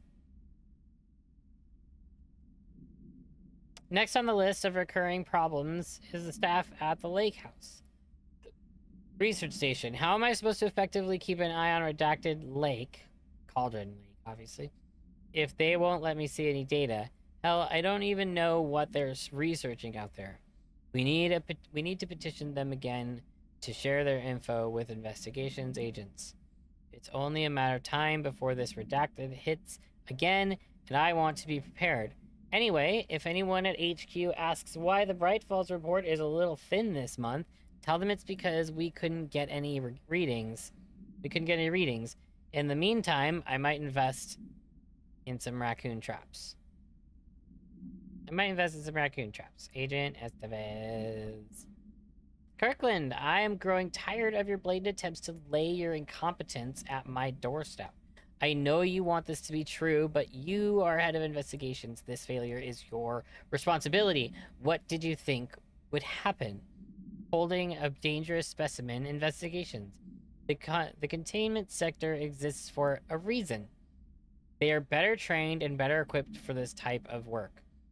In fact, they had admirably taken on certain AWE monitoring responsibilities that your staff are no longer capable of. This happens more and more now. And don't think your petty internal investigations have gone past my notice. You are a worm. A worm! Everything I've done has been for the benefit of the Bureau. The Prime Candidate program only failed because of Darling. You both are failures, plotting against me. You're traitors, but the truth will emerge out of you. You are choosing to become my enemy, Kirkland. You don't want to be. Zachariah Trench, Director of the Federal Bureau of Control. He's going crazy. He's super mad. Per authorization from Mr. Kirkland, Redacted was launched into the Redacted of Director Zachariah Trench. A recent change in Redacted witnessed in Director Trench, including aggressive Redacted when redacted with other staff, has been observed. However, this investigation is aimed at interpreting this issue rather than proving it. Notable redacted between Director Trench and Dr. Darling has been witnessed by numerous Bureau staff, although both declined to meet for an interview on the matter. Witness accounts suggest their argument centered around the Dimensional Research Wing and the redacted kept inside.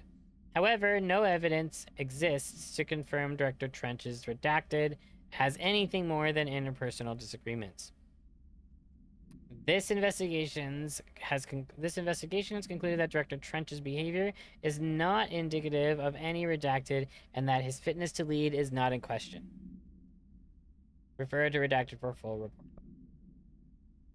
Summary: Dr. Raya Underhill is a professor at the University of Woodrow in the United Kingdom. She teaches biology with a focus on botany. Dr. Underhill once worked with the Bureau as a parabotanist stationed in the research sector of the oldest house. She served with no incidents or demerits and is praised by those who formerly worked with her, including Dr. Darling. Dr. Underhill has no known connections to paracriminal organizations or any record of breaching her NDAs since leaving the Bureau. Her civilian behavior has been ideal, with the exception of an ongoing personal relationship with Dr. Darling that appears to have begun during their time as co-workers. Oh snap, in the research sector. And revisited intermittently ever since.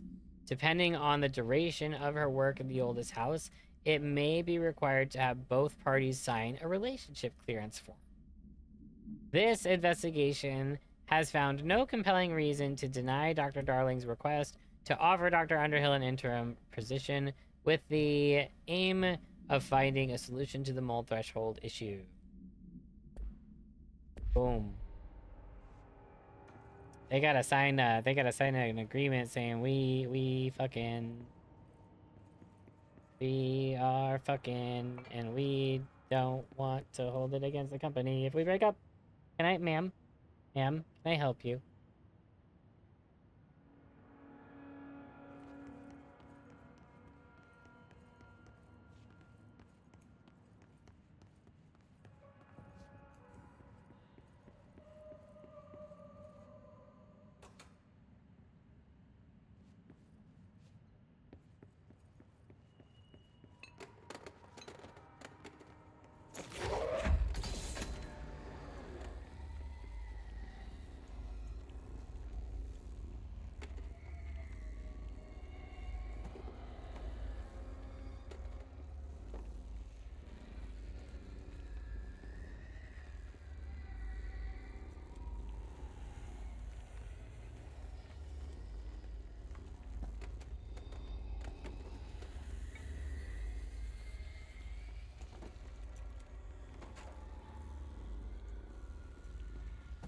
It's dark. I can't see where it wants me to go with this.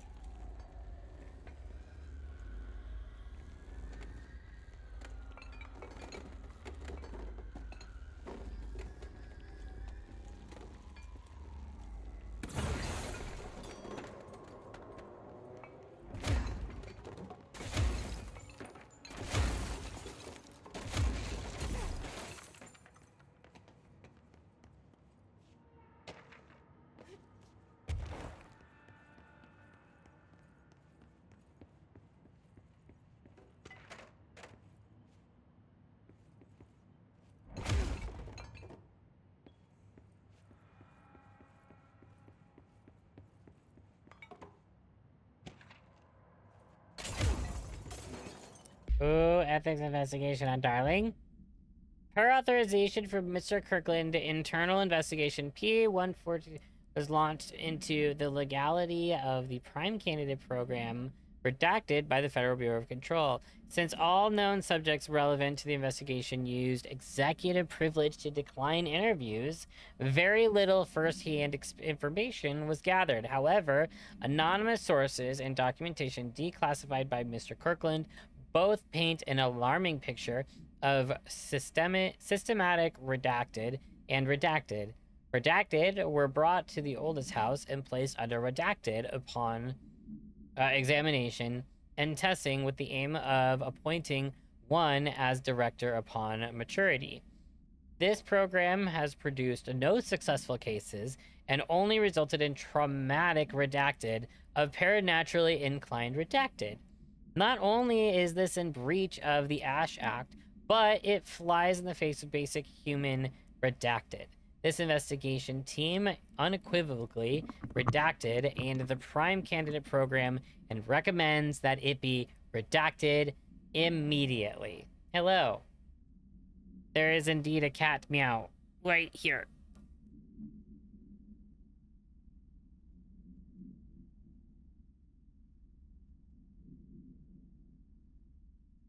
He's really... Huh.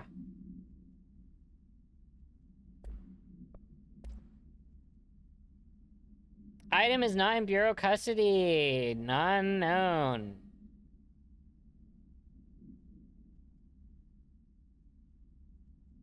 A Frank Elk tractor, olive green, dried blood on the grill when last seen. Item is capable of vocalized responses and growls and unmanned locomotion. Considered highly aggressive and dangerous. The first came to the Bureau's attention after the death of William Burrow, owner of Bureau's farm outside of Trenton, Texas. Local authorities arrived on the scene after the employee found a mutilated body of Mr. Burrow beneath his tractor. Police arrived, but were immediately driven away by the tractor. Panicked calls to federal authorities were intercepted by the Bureau communication staff, and a team was dispatched. And then this person was also dispatched.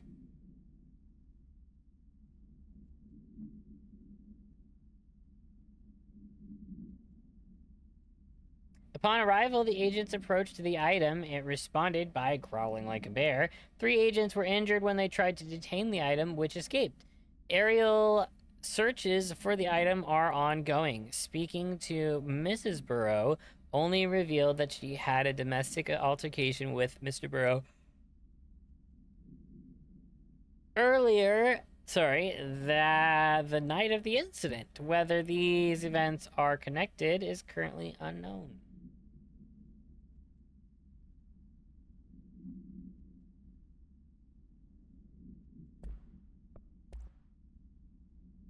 Mr. Kirkland, we stopped at Keystone on our way to the target AWE like you asked. I'm sending my report directly to you to try to keep a lid on Grumman and Morales desertion issue. We didn't find any sign of them here. Given their records, it is possible that they switched teams like you suspected, but I don't think that's the case. An event definitely occurred here in Keystone, and I think Grumman and Morales got caught up in it. The entire population has vanished into thin air. Reminds me of the Ordinary case, but that was just the adults. If I'm remembering the file correctly, this is different. I think our guys are casualties, not traitors. If it was an AWE, it seems to be over. We walked through the whole town. The only strange thing we noticed were markings on various buildings. 2 overlapping circles with a dot. In a shared space. Could be unrelated. I'll show you the pictures when we get back. In the meantime, you should send a team out here to cordon this place off and maybe get some comms guys working on a cover story.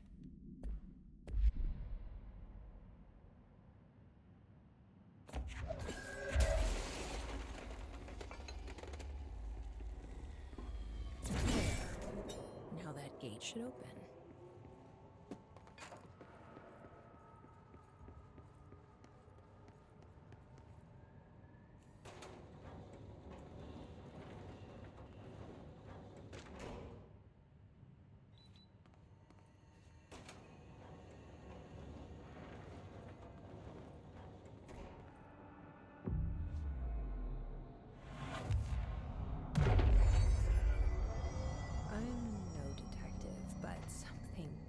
Definitely happened here.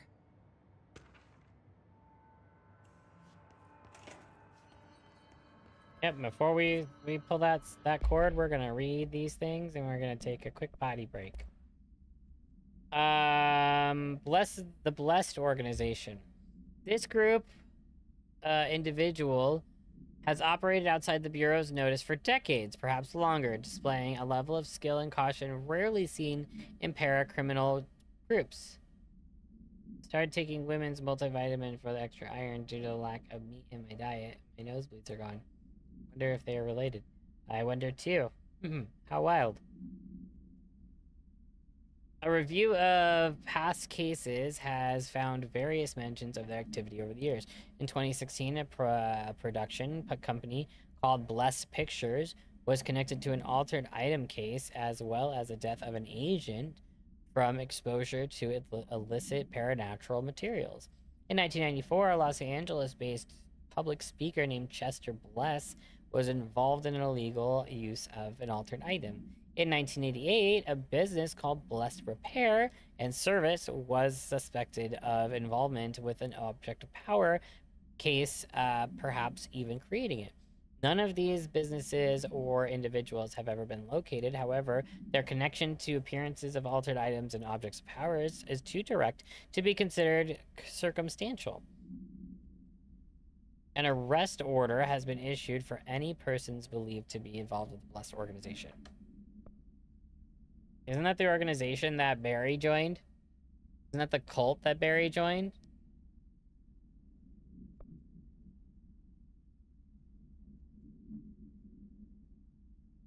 purpose of internal investigation X examines the containment failure of specimen S1 as a result of deaths of blank agents. An inspection report of containment equipment 3 days earlier showed no faults. Investigators suspect human error to be the cause, yet no department has provided any evidence to support this. Technicians were able to recover the researchers' notes on the specimen from the internal network.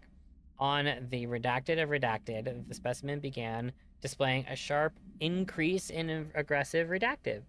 Cross-referencing the date with various logs found 2 events inconsistent with the sector's daily routine. 1, air filters were changed, and 2, an hour prior to the incident, a civilian named Alice entered the sector. Regarding an unrelated investigation, given their connection to the same AWE, it is likely that Mrs. Wake's presence is relevant to the specimen's escape and to the redacted. Investigations are ongoing. I'm gonna go to the bathroom and then we'll be right back.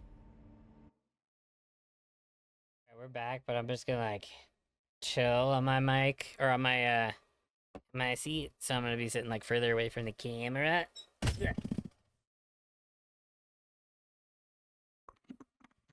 So we're gonna have like this for right now. Unless if you guys need me to turn myself up or anything, let me know if there's any issues. Here we go. Do we know each other? This feels familiar. I can't seem to... I've forgotten it. I'm sorry. Yeah, I turned it off. My name is Alan Wake. Are you a writer?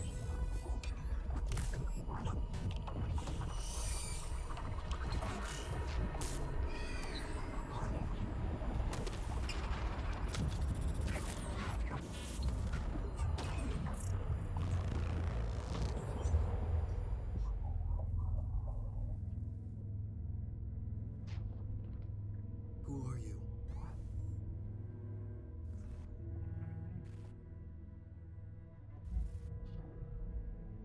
Who are you?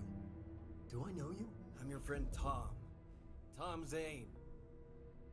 There's nothing to worry about. Tom. The poet. The diver. You look different. That was just a role. A character. The protagonist I played in my old film. I'm a filmmaker.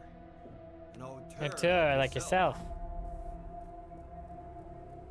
We're working on this together, remember? An artistic collaboration.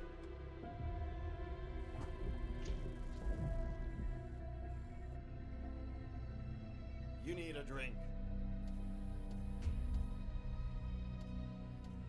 Yeah.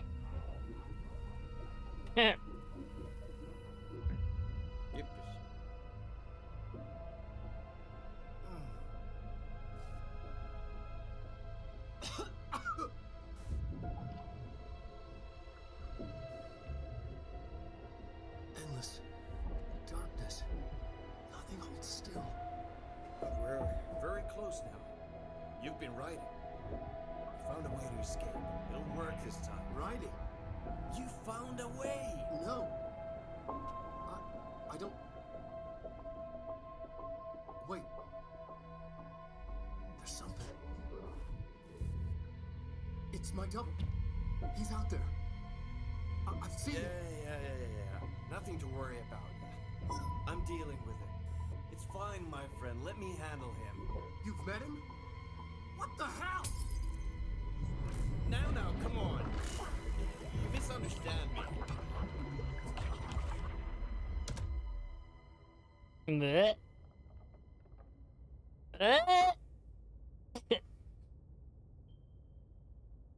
That was the Alan Wake? Let me back in! Famous writer? He disappeared years ago. It was all over the news back then. Let me back in! Thomas Zane was with him. The poet. No, wait. He was a filmmaker. I always remember that wrong. No, he was a poet. You're being lied to, Jesse.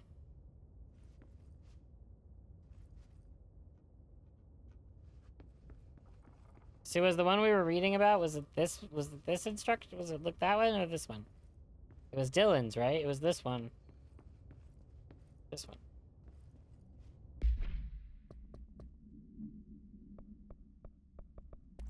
Oh god, I'm not gonna remember where it was. Whatever.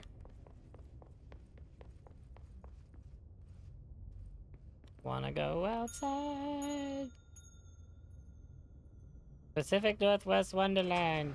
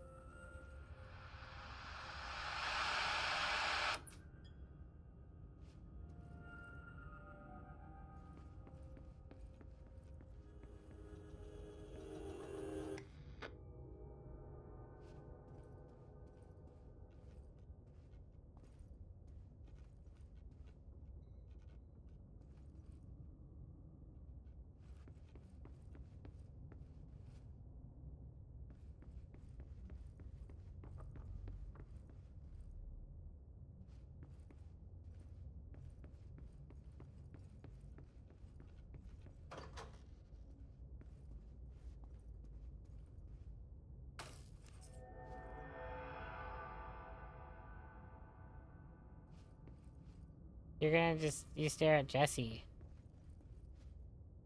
That's who we stare at.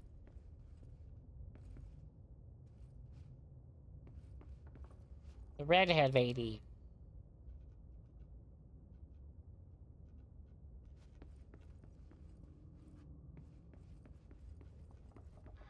Dr. Emil Hartman, devoured by hungry darkness, became the thing that had been Hartman. Broke loose, killed everyone it could, lurking, roaming, waiting. Then something else came, a resonance. The thing that had been Hartman went through another change.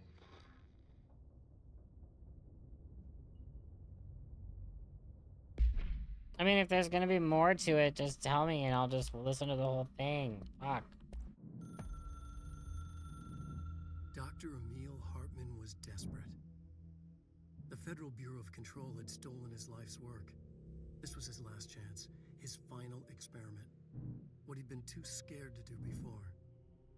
Hartman dove into the lake, was taken, devoured by hungry darkness, became the thing that had been Hartman. Only an echo of him remained, fragmented impulses on autoplay, violent, bloodthirsty darkness in the driver's seat.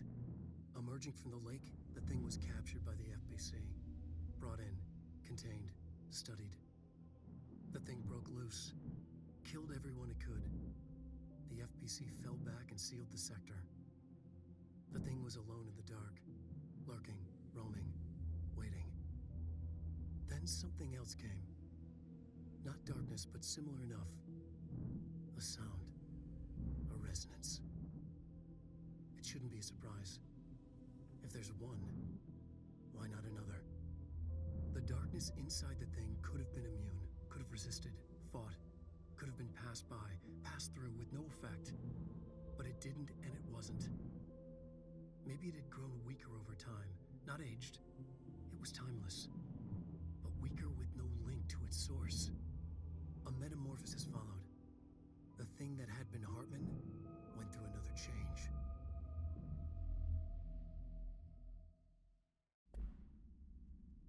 Yeah, man. He turned into a Taken, and then he got infected by the hiss as he was a Taken. So he became like a super evil Taken. Some shit, man.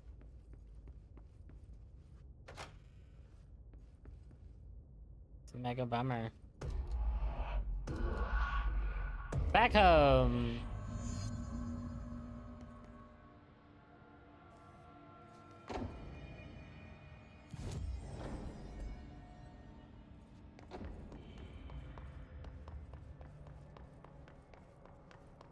Whatever, I can fly, bitch.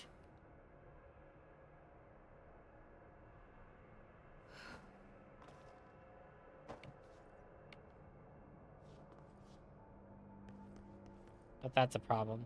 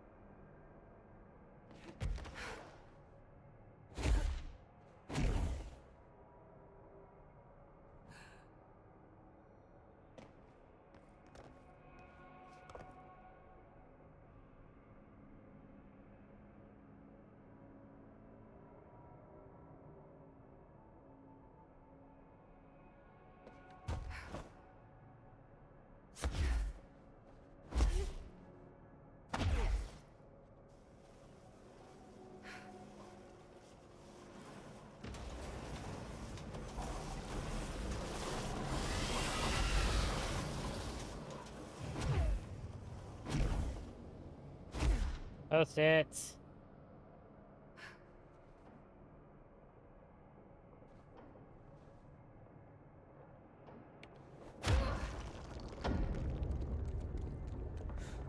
Creepy, damp, and abandoned. Why did Wake want me to come here?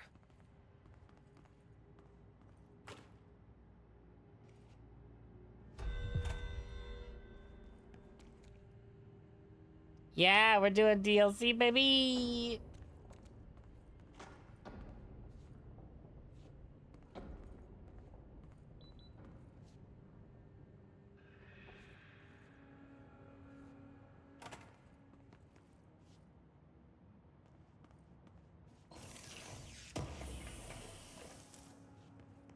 Bloop, bloop. Ugh.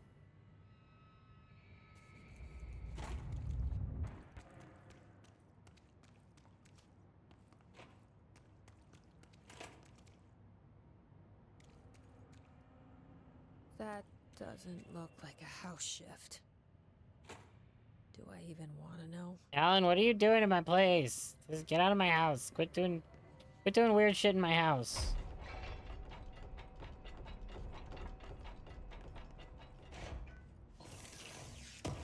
Yeah? Are you gonna wait to play it until you can play it with me? Because I've never seen it before? Eh? Eh? Eh? Eh?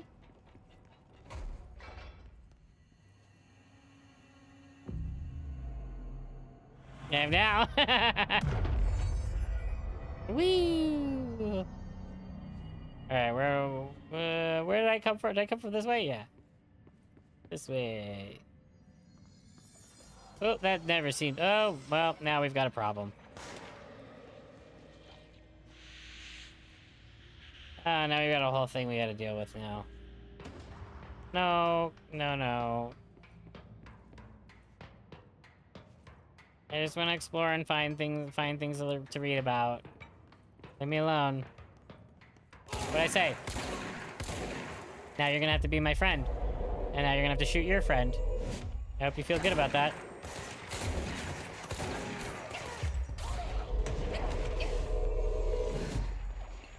There you go. Now go murder your friend. You're welcome. That's what you get now.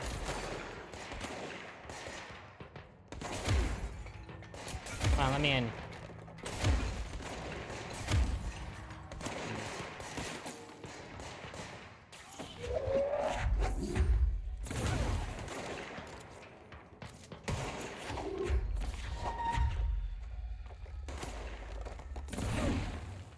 Come on, I can get in here somehow. And break a wall down or some shit.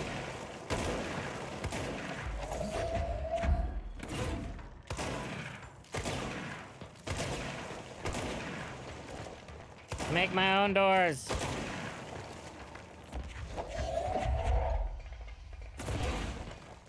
Yeah. Huh. Hey, baby. How you doing? What you up to? Ah!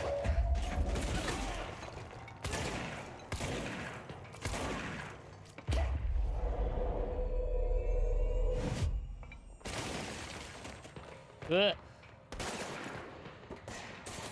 I would hope so.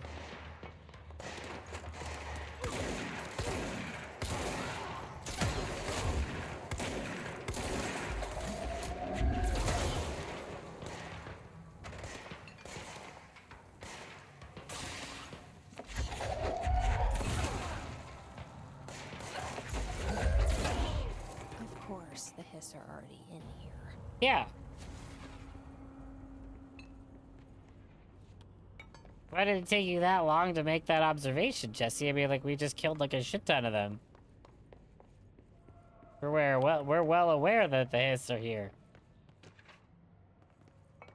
What gossip?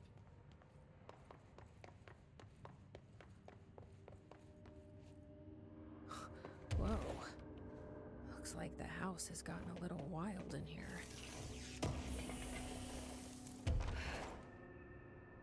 Long and laugh-filled day, so he's at his tiredest.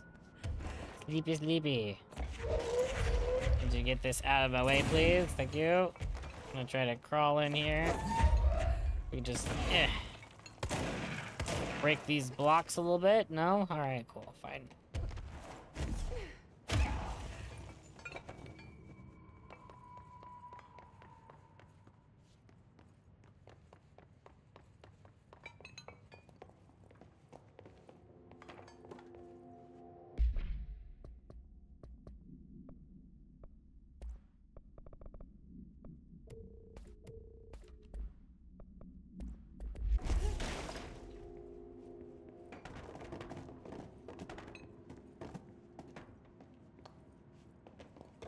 What was he doing to have such a long and laugh-filled day?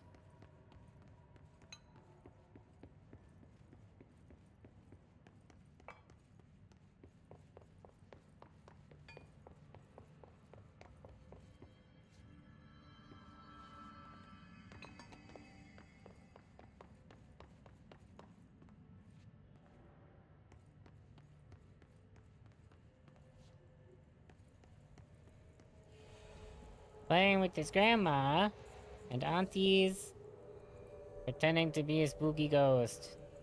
Oh, spooky ghost. Darkness is blocking the door. You need a flashlight, Jesse. Now I have to deal with an interdimensional noise and sentient shadows. Yes. Uh-huh.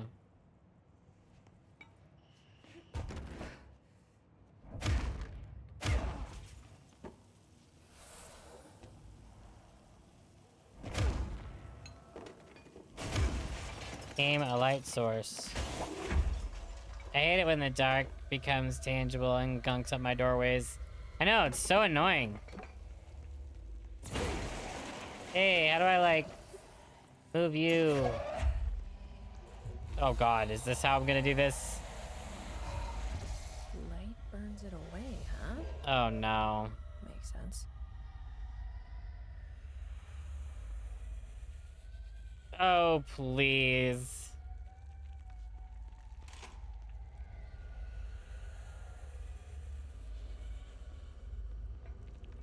All right.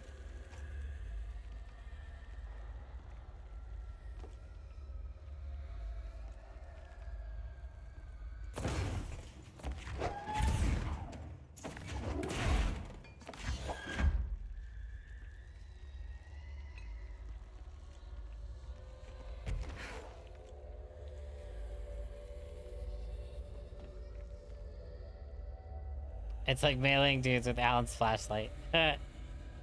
Whee!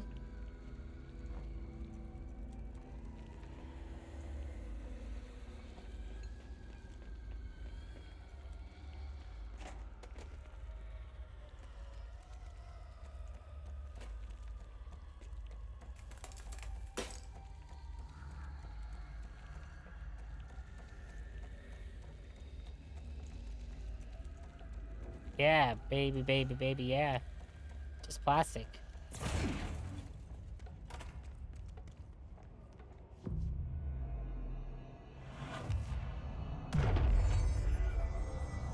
So many save points.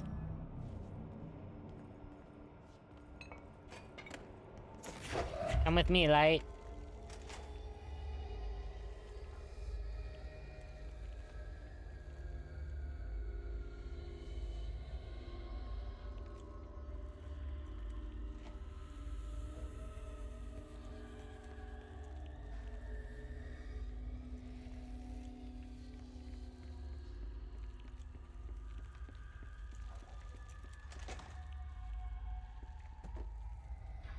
The third thing. What? The sound made darker, the darkness made louder. Hartman was stretched like a worm through time. There you are. The third thing was a monster. Now he crashed out of darkness toward Phaeton. I'm gonna listen to the whole thing, so just stop. I'm just gonna listen to the whole thing, Alan. Just you don't have to worry about it. Like I'm into it. The resonance carves its way through the thing that had been Hartman. Yeah. Ooh. Remolding. Ooh. The sound changes the darkness. The one thing about this game I adore is the cinematography. Changed what remained of Hartman. Yep. They all turned into something else. Look at that handsome man. The sound made darker. The darkness made louder. Ew, a thing and a thing within a thing. Stretched as anyone when seen from out of time, like a worm through time. Almost an Ouroboros, a spiral, a maelstrom. The gravity well of a black hole, twisting inward. A spiral, you say? Taking you deeper and deeper to the bottom, the heart. And to the bottom of what? A lake? The third thing said, when you hear this, you will know you're a new you. He said, we build you till nothing remains. He said, under the conceptual reality, behind this reality, you must want these ways to drag you away. He said, baby, baby. Baby, yeah. Orange peel. The third thing was a monster. He'd tear apart any ordinary person crossing his path. Now he crashed out of darkness toward Phaeton. There was nothing ordinary about Phaeton. There's nothing ordinary about Phaeton, Alan? Thank you. Oh, my bad. Yes, an ocean. Not a lake.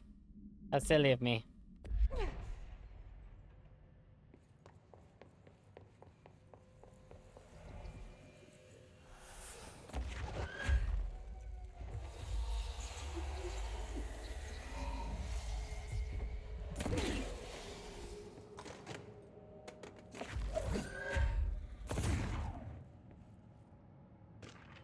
Things to read. Well, that's obviously not going to work yet. My understanding of the darkness is fragmented, incomplete. This abyss, this void, it very much does not wish to be understood. To be understood. Knowledge, then it stands to reason that darkness would equate to ignorance.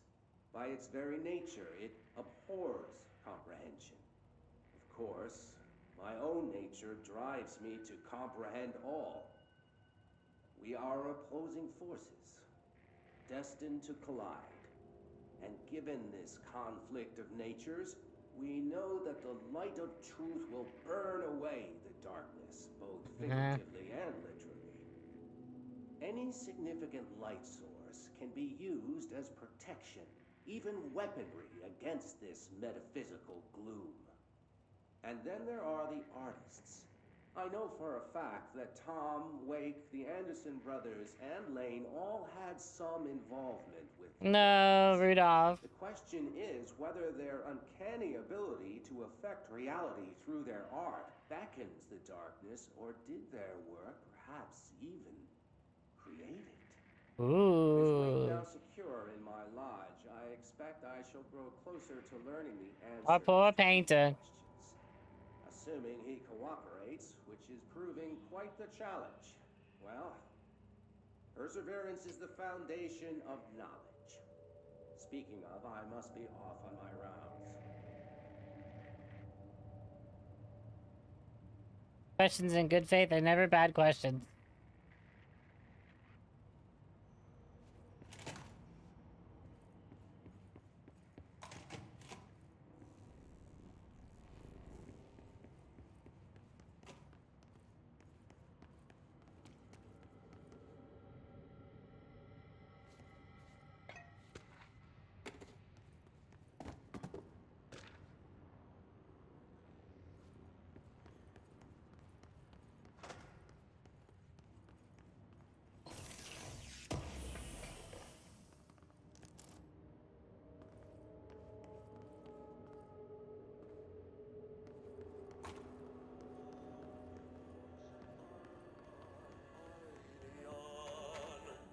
Tati?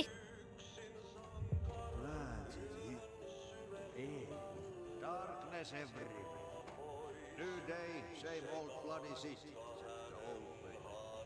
Like tar but good for nothing. Get rid of it.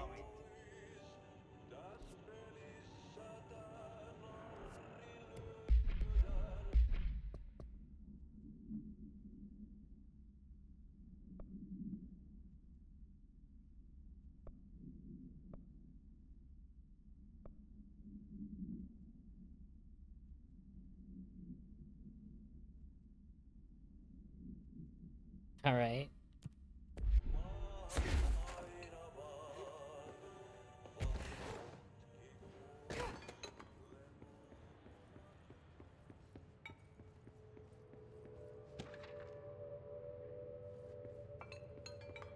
Agent Fisher, day 6 inside the motel.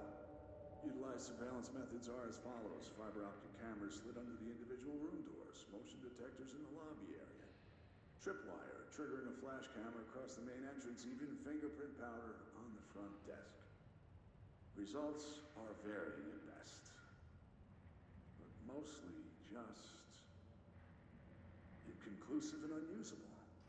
The footage is corrupted. Sometimes even the equipment is damaged. I don't know how exactly. I think this place is making fun of me. That's the only explanation. I can hear them laughing and screaming behind the closed doors. I can hear the call bell go and ding multiple times a day, but when I look, there's no one there. I know I'm supposed to stay out of sight, but I've seen the doors closing just before I can catch even a glimpse of anyone or anything. They're messing with me, whoever they are. I think... Wait, shh. There's something. I gotta get this... Gotta get the cable out. Come on, you fiber optic fuck, cooperate. Okay, there we go.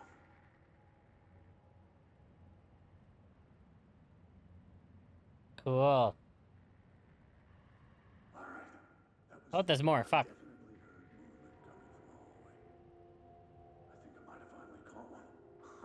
The recording better work this time or I swear to God I'll...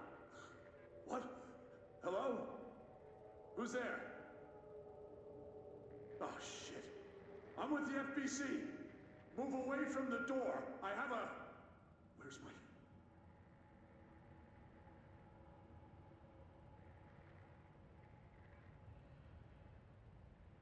Uh-huh.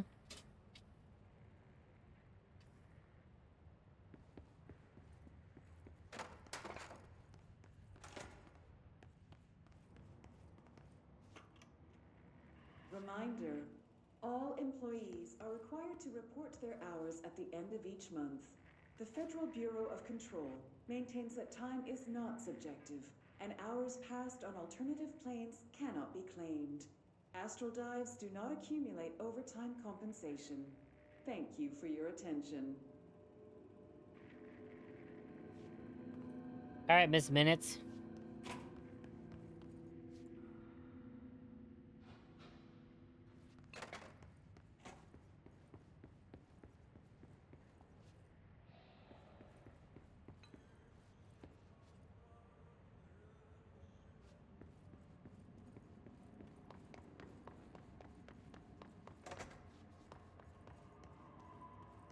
I need to find another light. Oh, see, that's bogus. Yeah, right?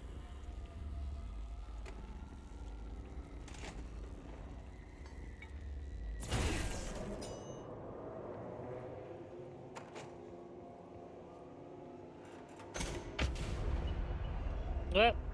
Alright, well, I did a thing.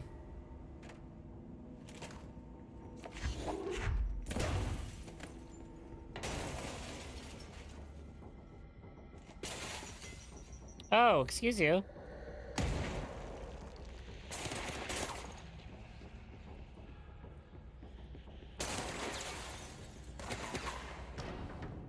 Can you not?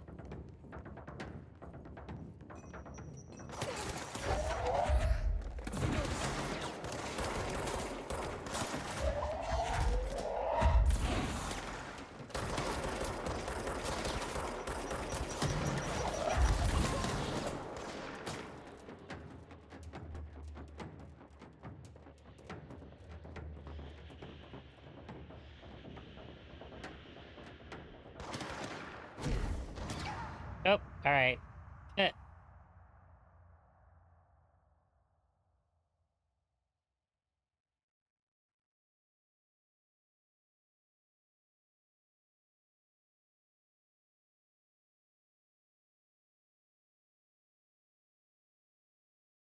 Percent of my source, oh no.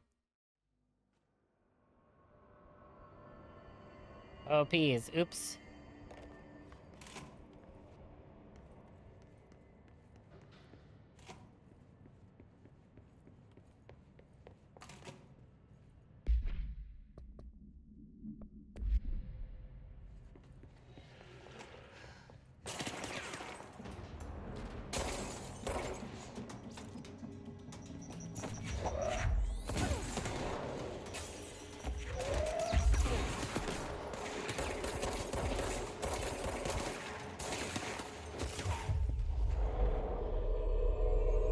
You're my friend now. We're making soft tacos later.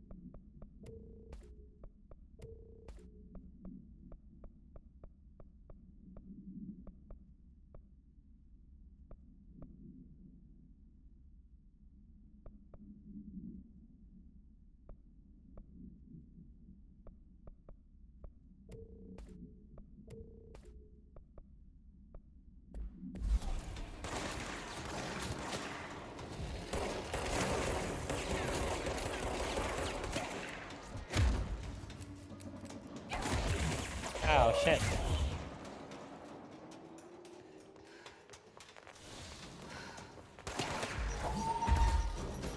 I thought it's like a fucking refrigerator just flying around.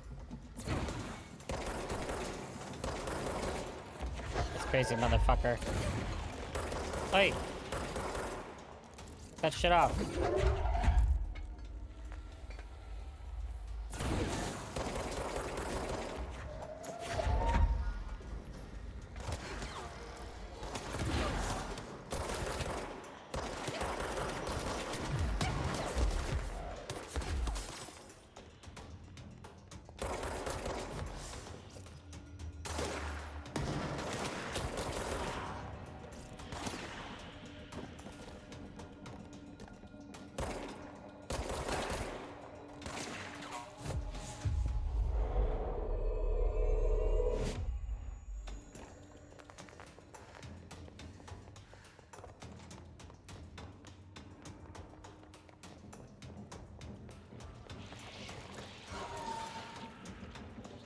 Wow, that was a lot of stuff.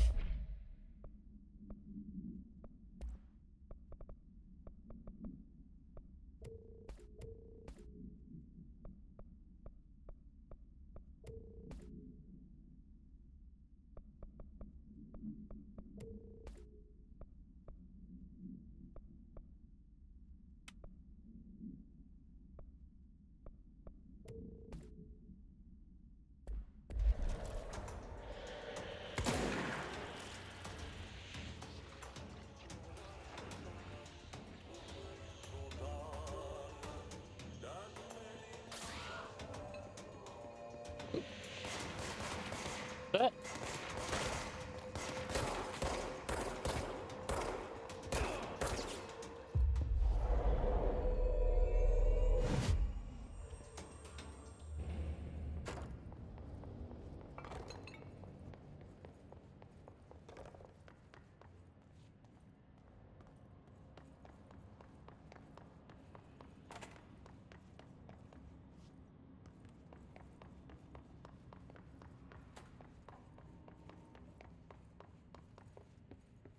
what do I do now?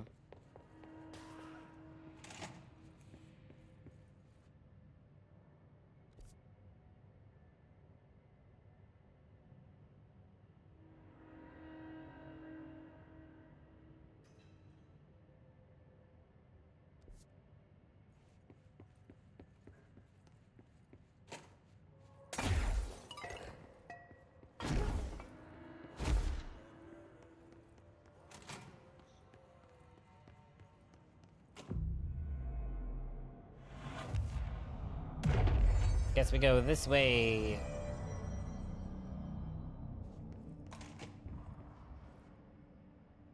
I don't feel right. Something in this darkness is draining me.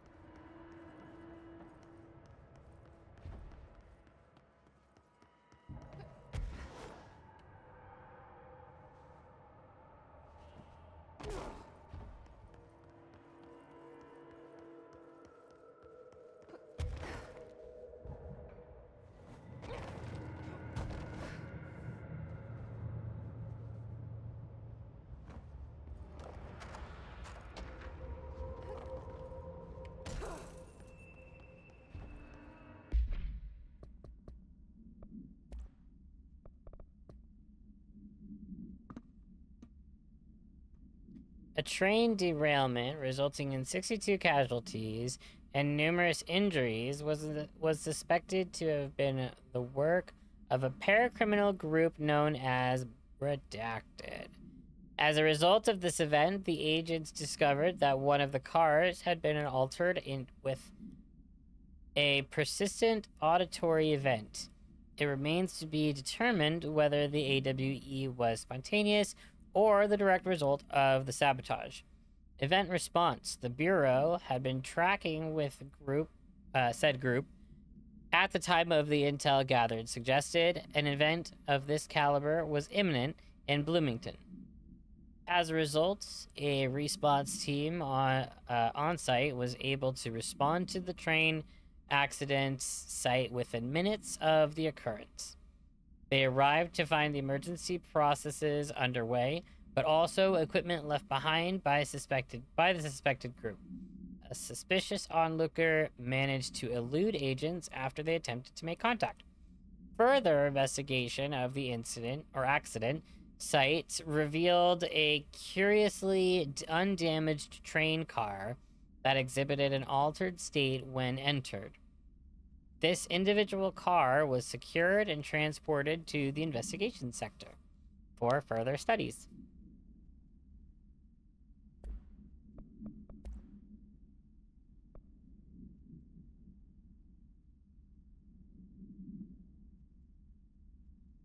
I don't want to read all these right now.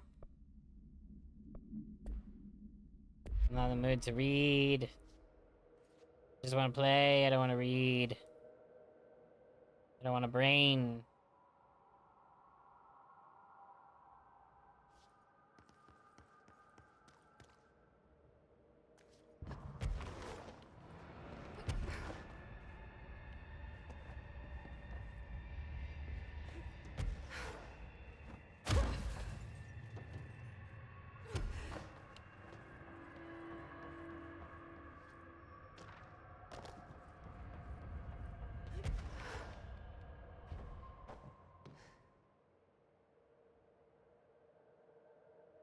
I mean, that didn't seem to matter, like, being out there and that... What did that do? What did that accomplish? They're like, oh, it's bad for me. I didn't take any damage being in here. I'm just flying around.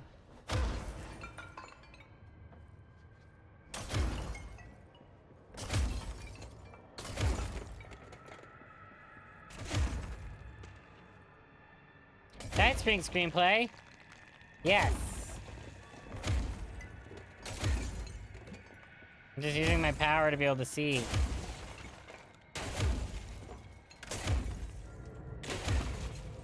I think I got everything.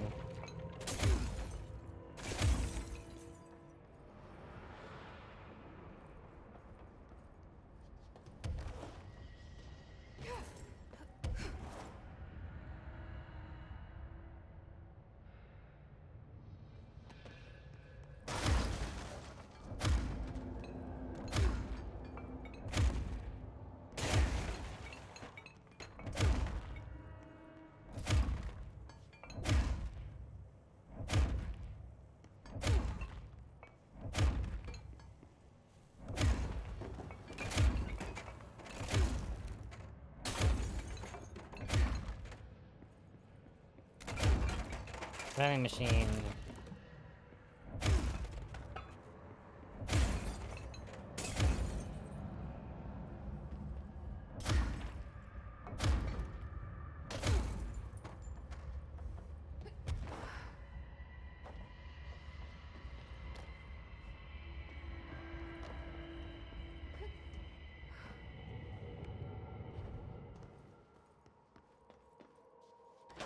Alright, whatever, take me down. Or up, or whatever direction we're going.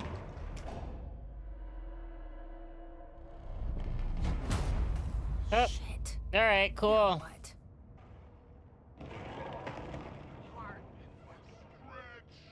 What is that? Come on, elevator, time to go.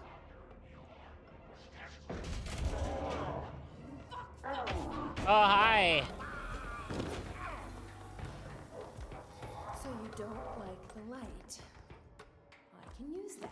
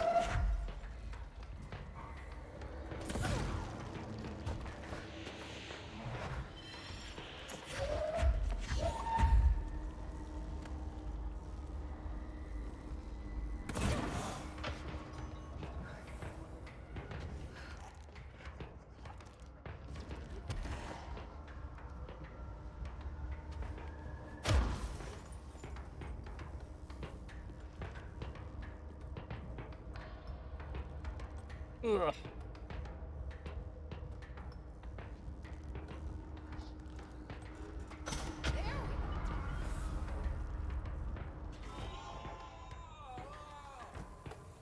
Oh, dude, you look like shit, man. Yeah, how do you like that? You little bitch.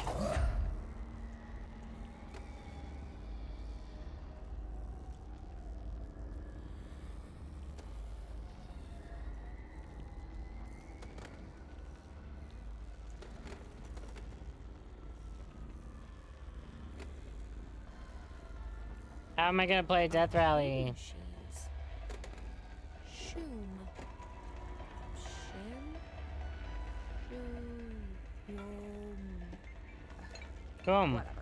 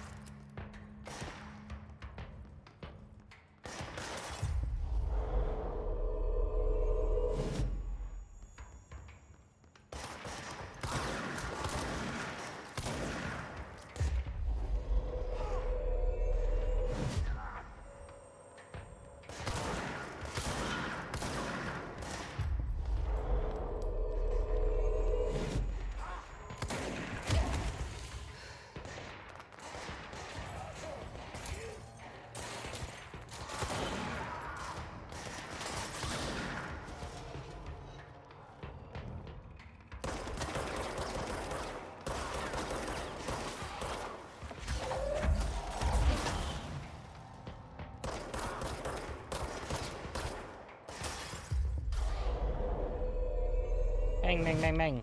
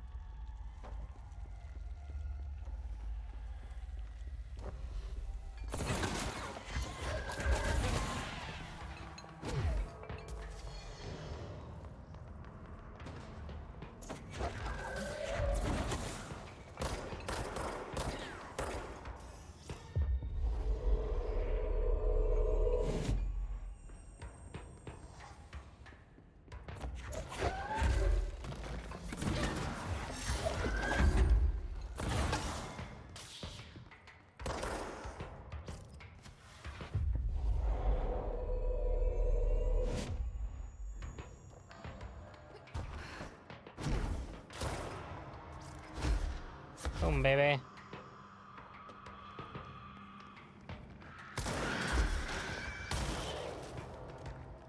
Where did that guy come from?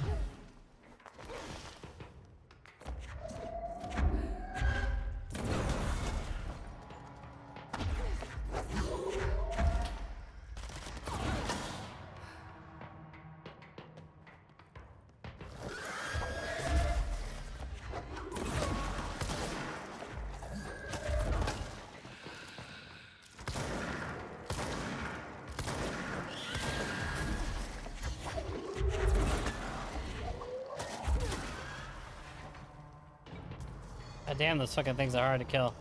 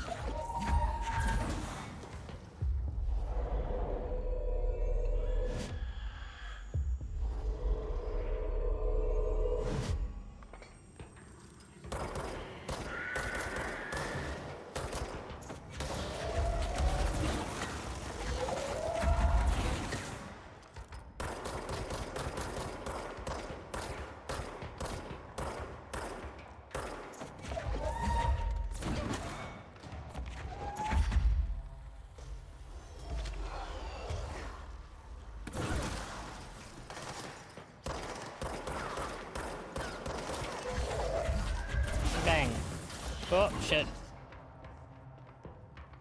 Need some help. That was bad.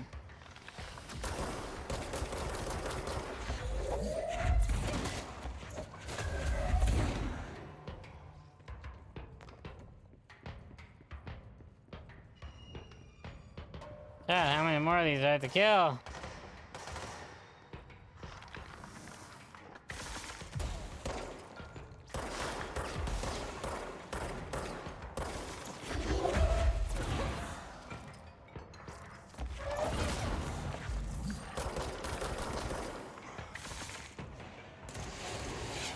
Oh, shit.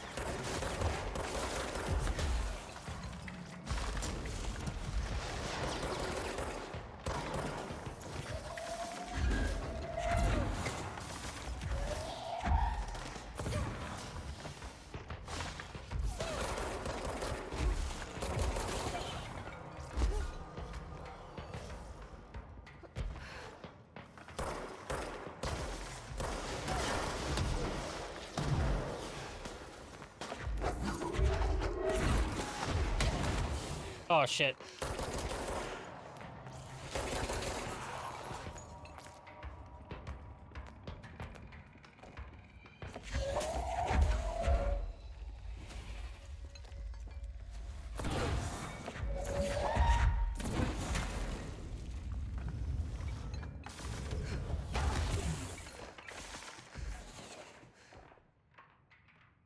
Okay.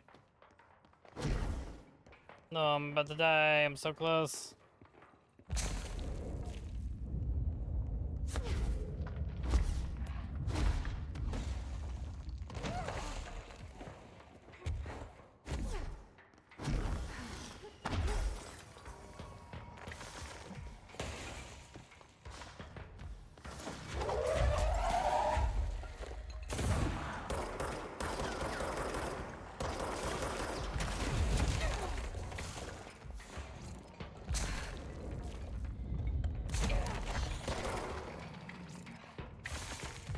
That is so annoying.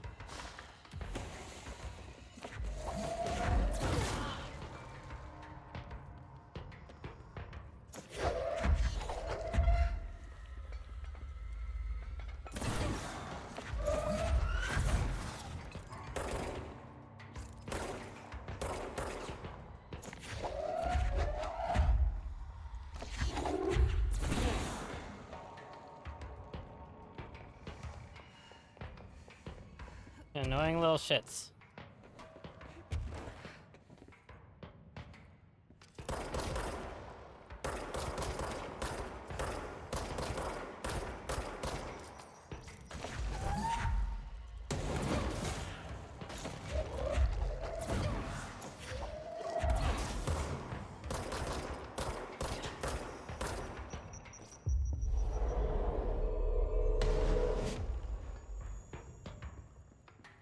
Jesus Christ. What did you decide to watch looking through what? Oh, did you actually watch it? Ah, yes! Alive! Like, I just love the part where he starts doing the music.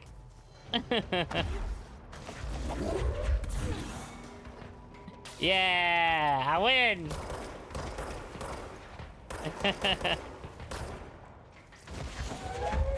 Ah, this motherfucker's annoying.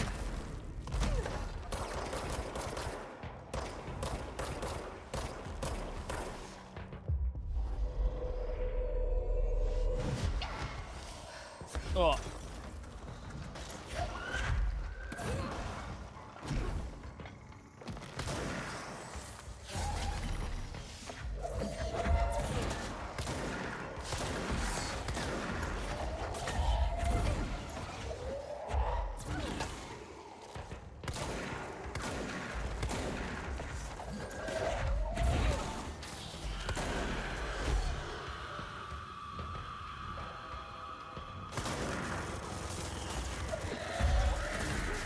Oh, that's bad.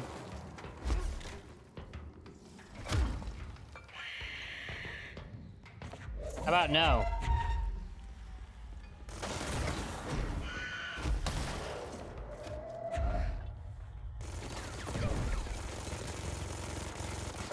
All right, fine.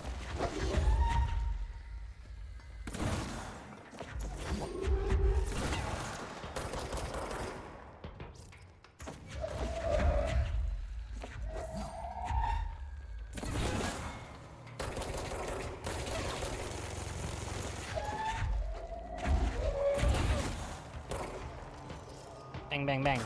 Ah!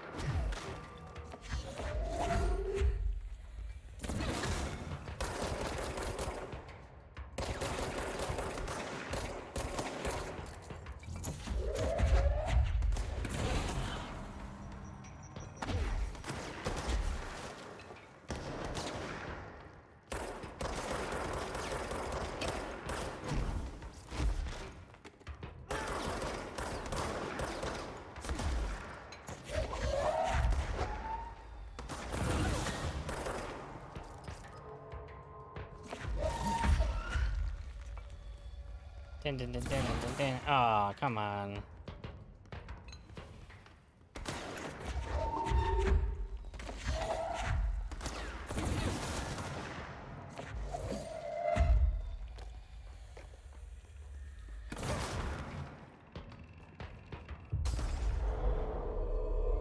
And you're my friend now. Go kill your friend.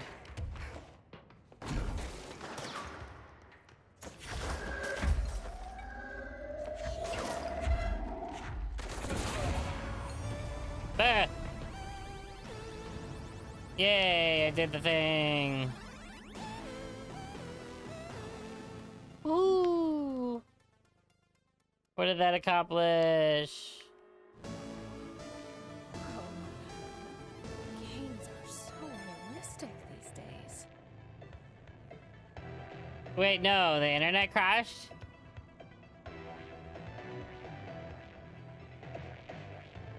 Yay, first try. Am I still on? Am I still on? I'm on, right? Oh god, there's so much to play.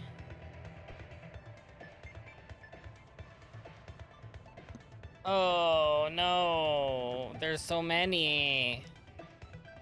Why would they do this to me? This is supposed to be DLC, not DLC you later. Free time.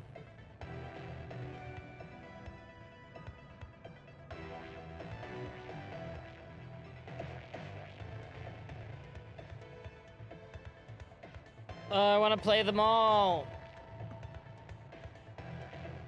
I forgot I was playing a little mini game within my DLC. He'll see you later, free time. Yeah. Does this need to go anywhere?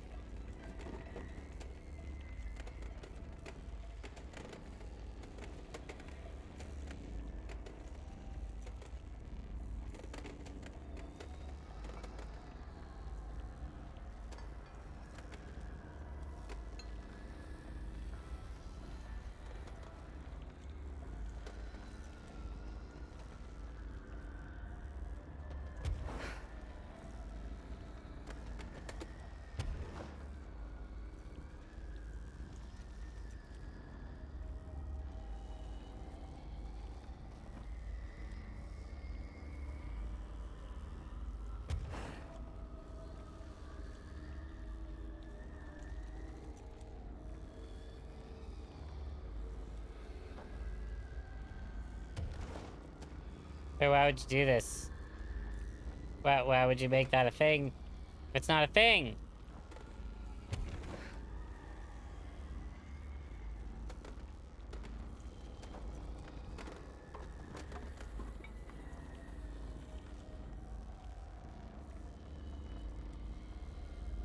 I guess I don't need it?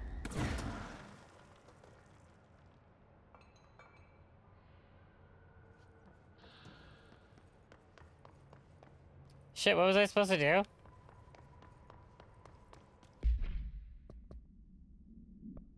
I want to do these things.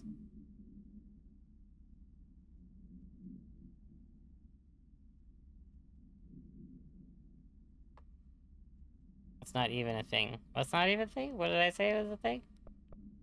I want to do this thing. Where do I go? There we go down the elevator. Operations corridor. That, oh, that's operations center. That's not the same. I think I want to take the elevator.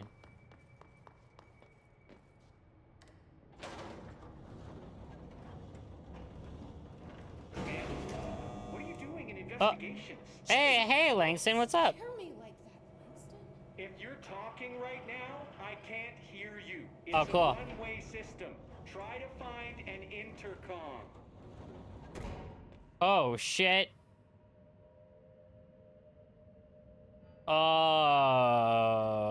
Oh. No. No. No.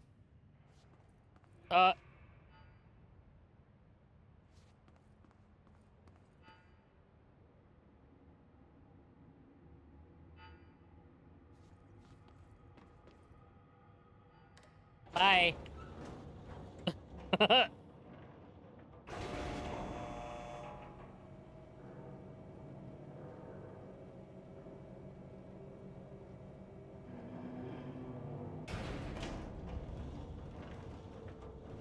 I'm just kidding. We're obviously going.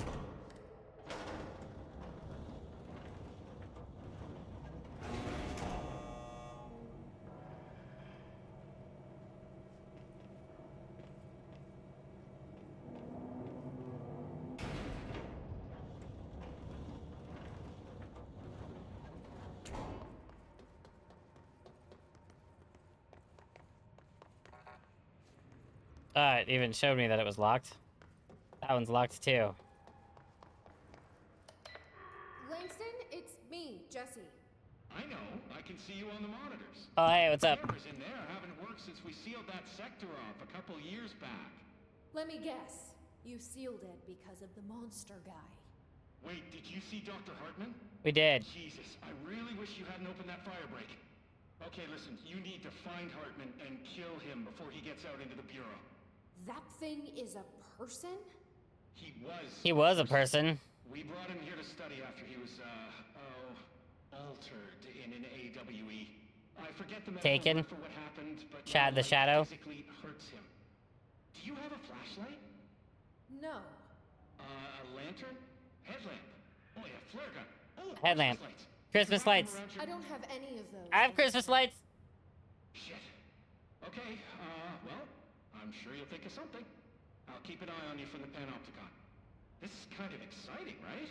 Maybe from where you're standing. Right, okay. Well, break a leg. Oh, why did I say that? No, you're not supposed to say it, This Langston. thing can't have gotten very far. Langston. Let's go flush him out.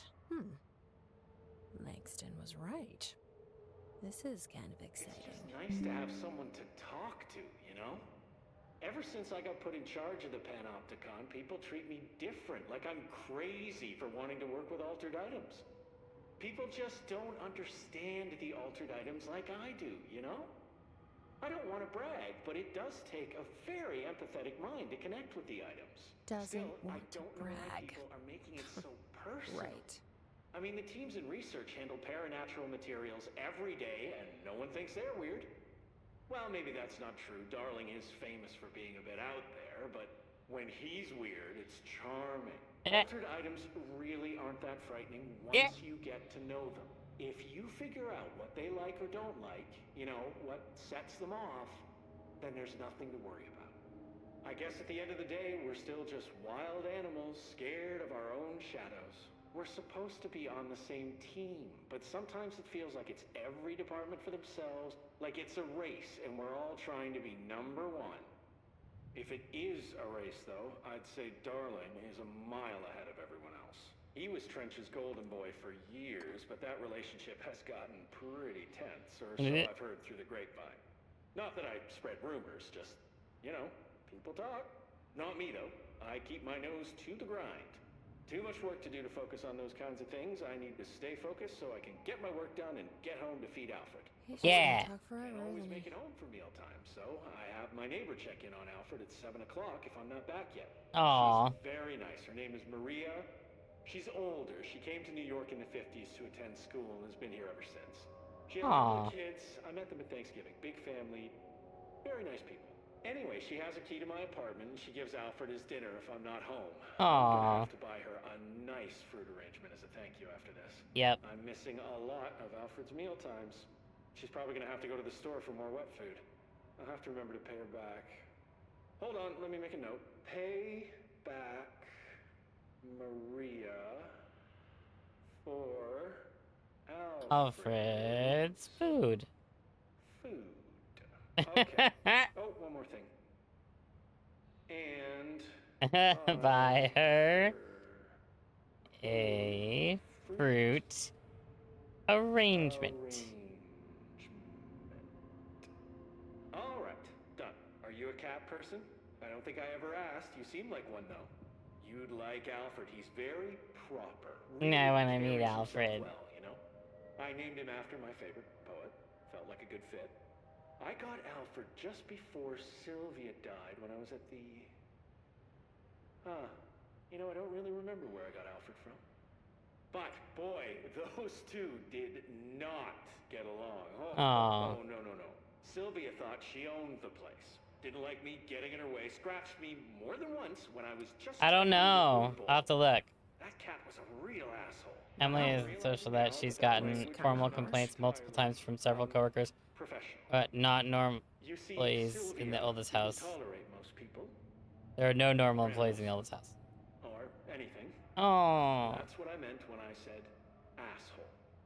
I would never use that word about a person. It was just, you know, hey, there's a light flashing on the console here. I got to, check this out. Aww. Get back to you later. Real smooth, Langston. Awkward.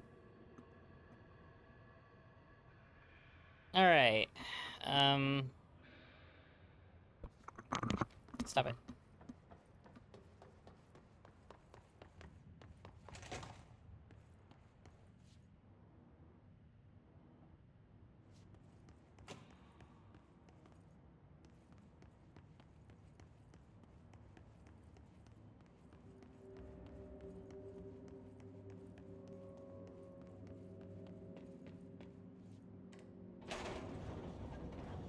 Here we go. I would use the word asshole about my person, St. Langston. It's okay. I don't know if I found any of his poetry. Oh, nope, that's not the right button. There we go. Stop it, kitty. Stop it.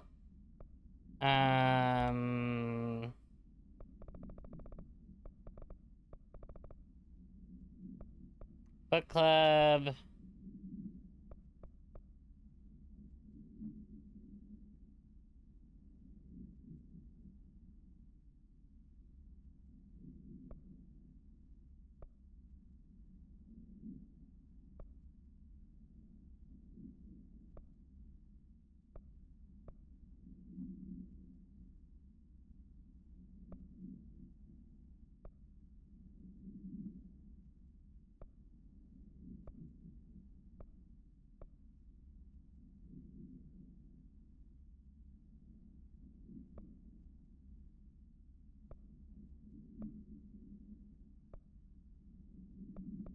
Oh, I didn't get to read this one. Hello, my feet gossip at night, and now I have to wear shoes to bed.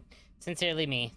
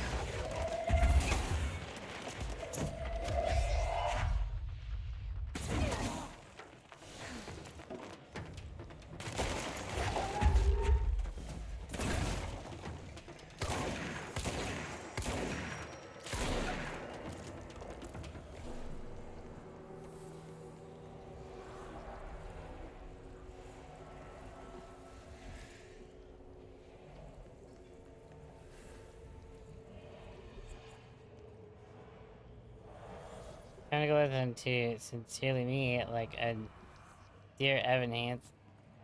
But I can't read. Sincerely me, like I like dear Evan Hans. God, I can't fucking word today.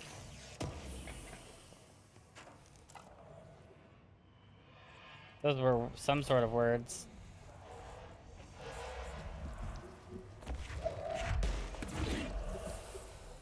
I need a light.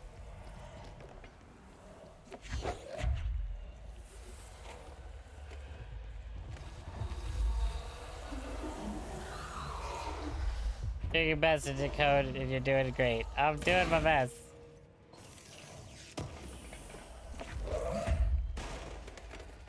Jesse can't hold a light normally. We have to do it this way.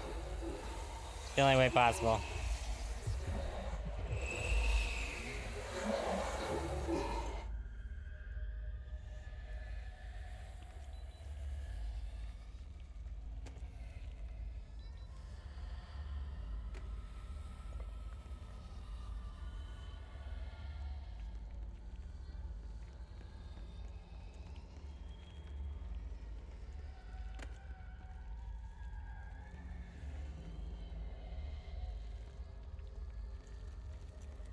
Hello.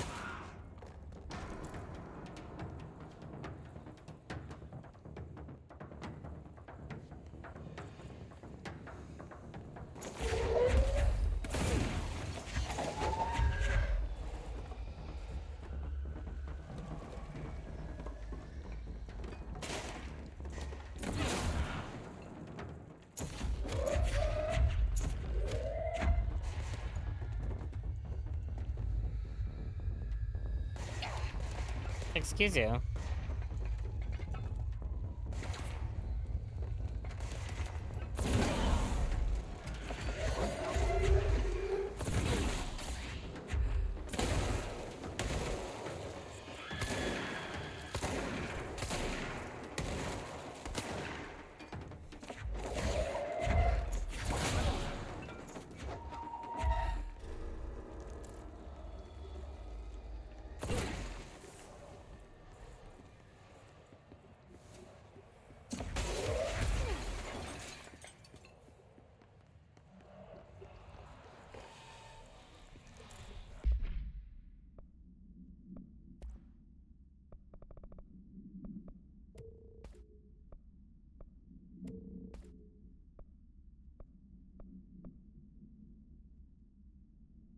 Isn't this better?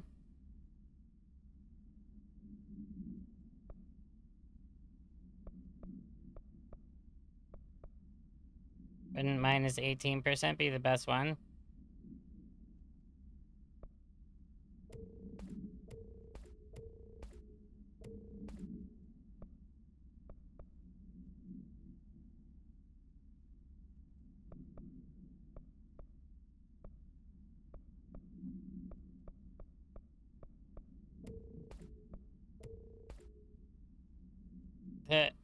For real. Why is 72% below the 71%? I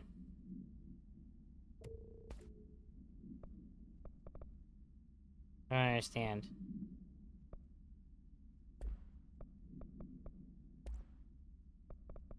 I haven't even upgraded my shit in forever.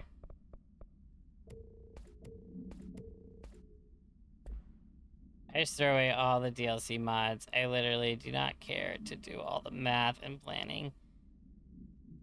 Simple, shoot the enemies real good and they don't have to worry. Yeah, for real. Just get pew pew.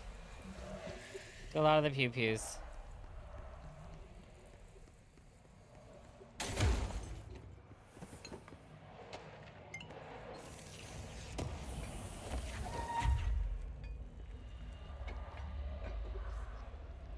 Yeah, the best defense is a good pew pew.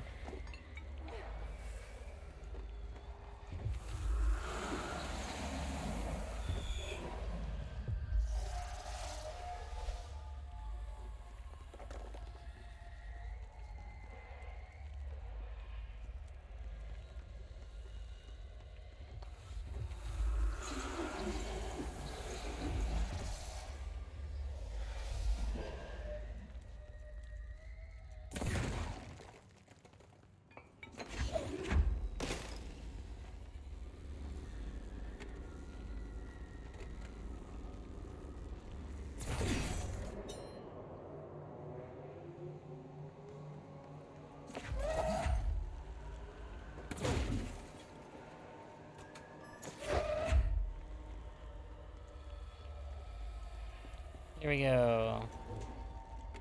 Oh.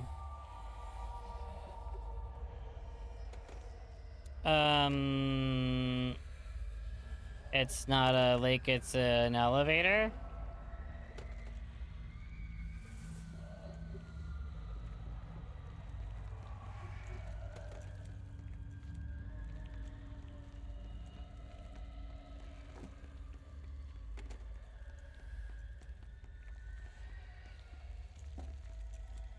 We're just going in, no gloves? What's up?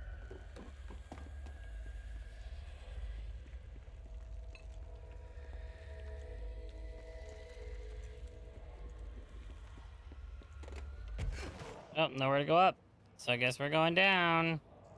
She chose down.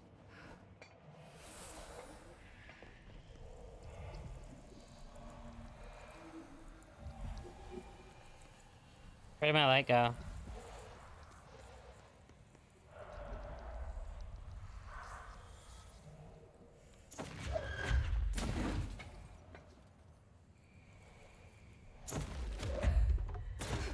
Come here, you motherfucker.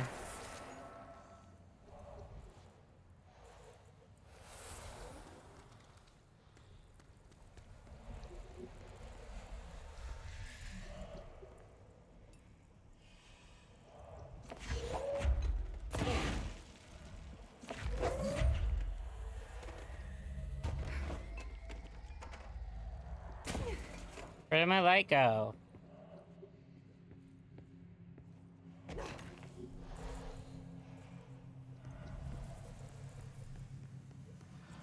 Son of a bitch.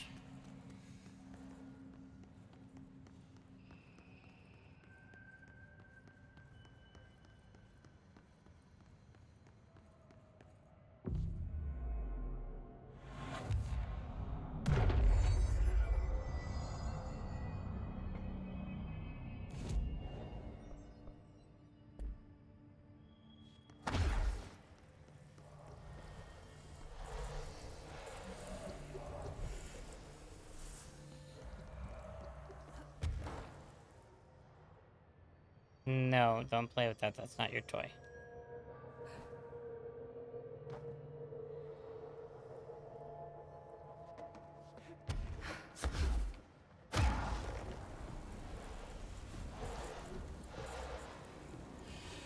Come on, let me pick it up.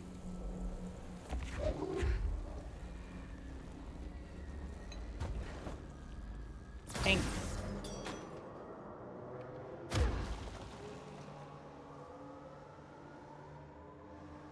Where are we going?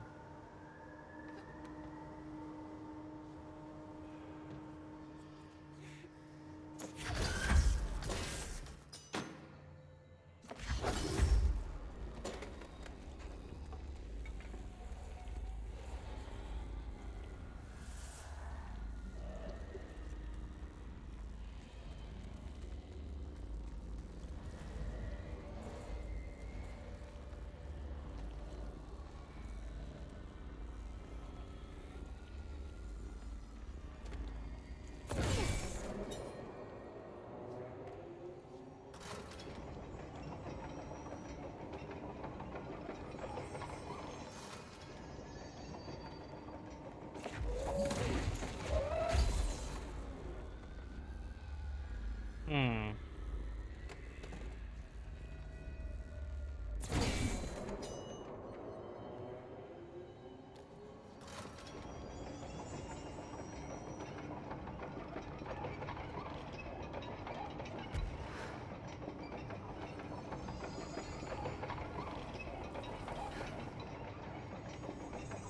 What's that? We're just gonna hit the end and then what?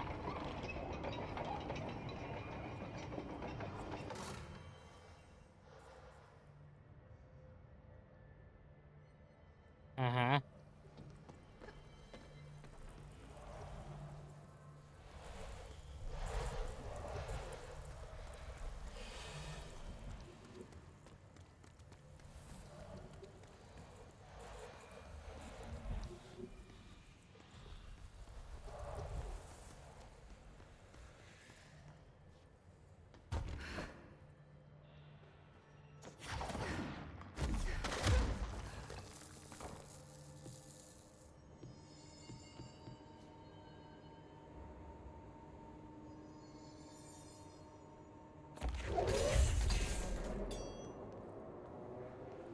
fuck?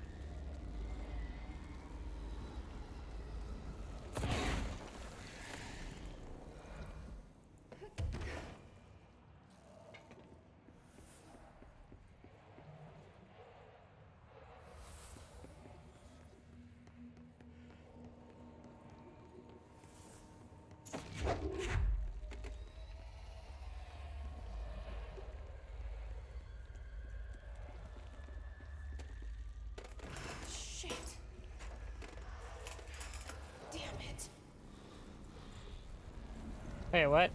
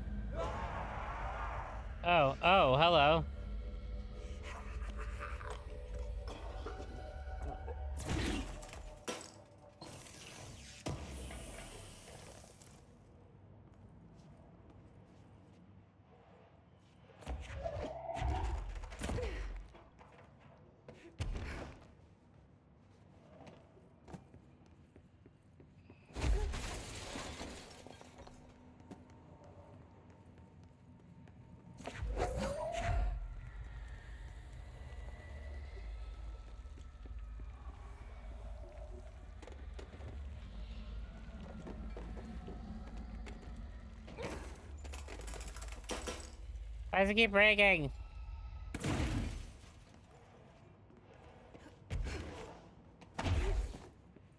What am I missing?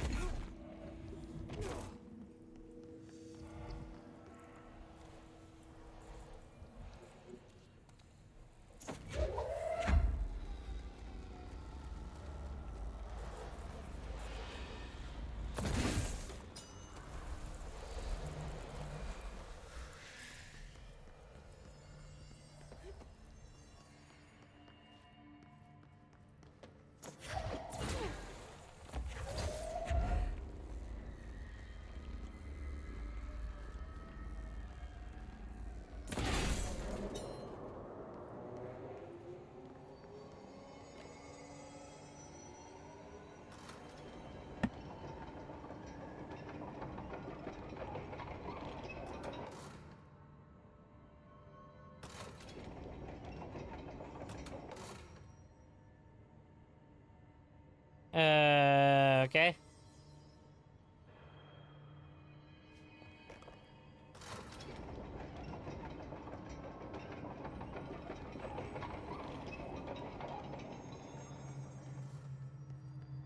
You know what? I think this is a great opportunity to call it a night, because I am tired. How do I save? I'm sure I'll get an autosave if I just move somewhere. But I'm tired and my tummy still hurts. So we're gonna call it a day. Ugh. We're gonna see who else is up. Yeah.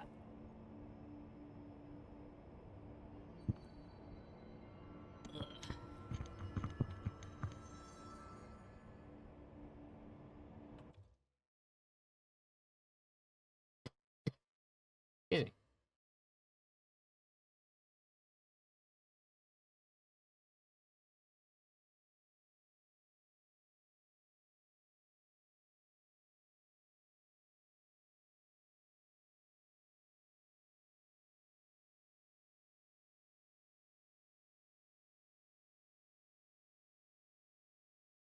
I have an old friend who's working on building a castle in Minecraft.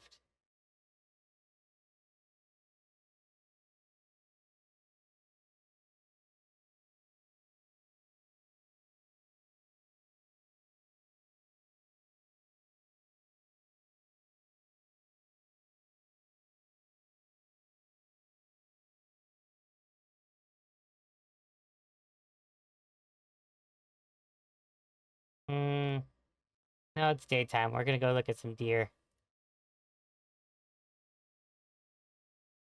It's daytime over there. And so you can see them all playing in the snow. And eating the snackies.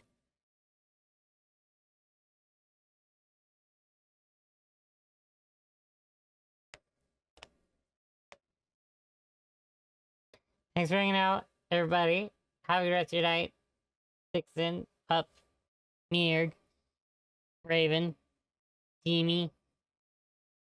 Have a good night. See you guys later.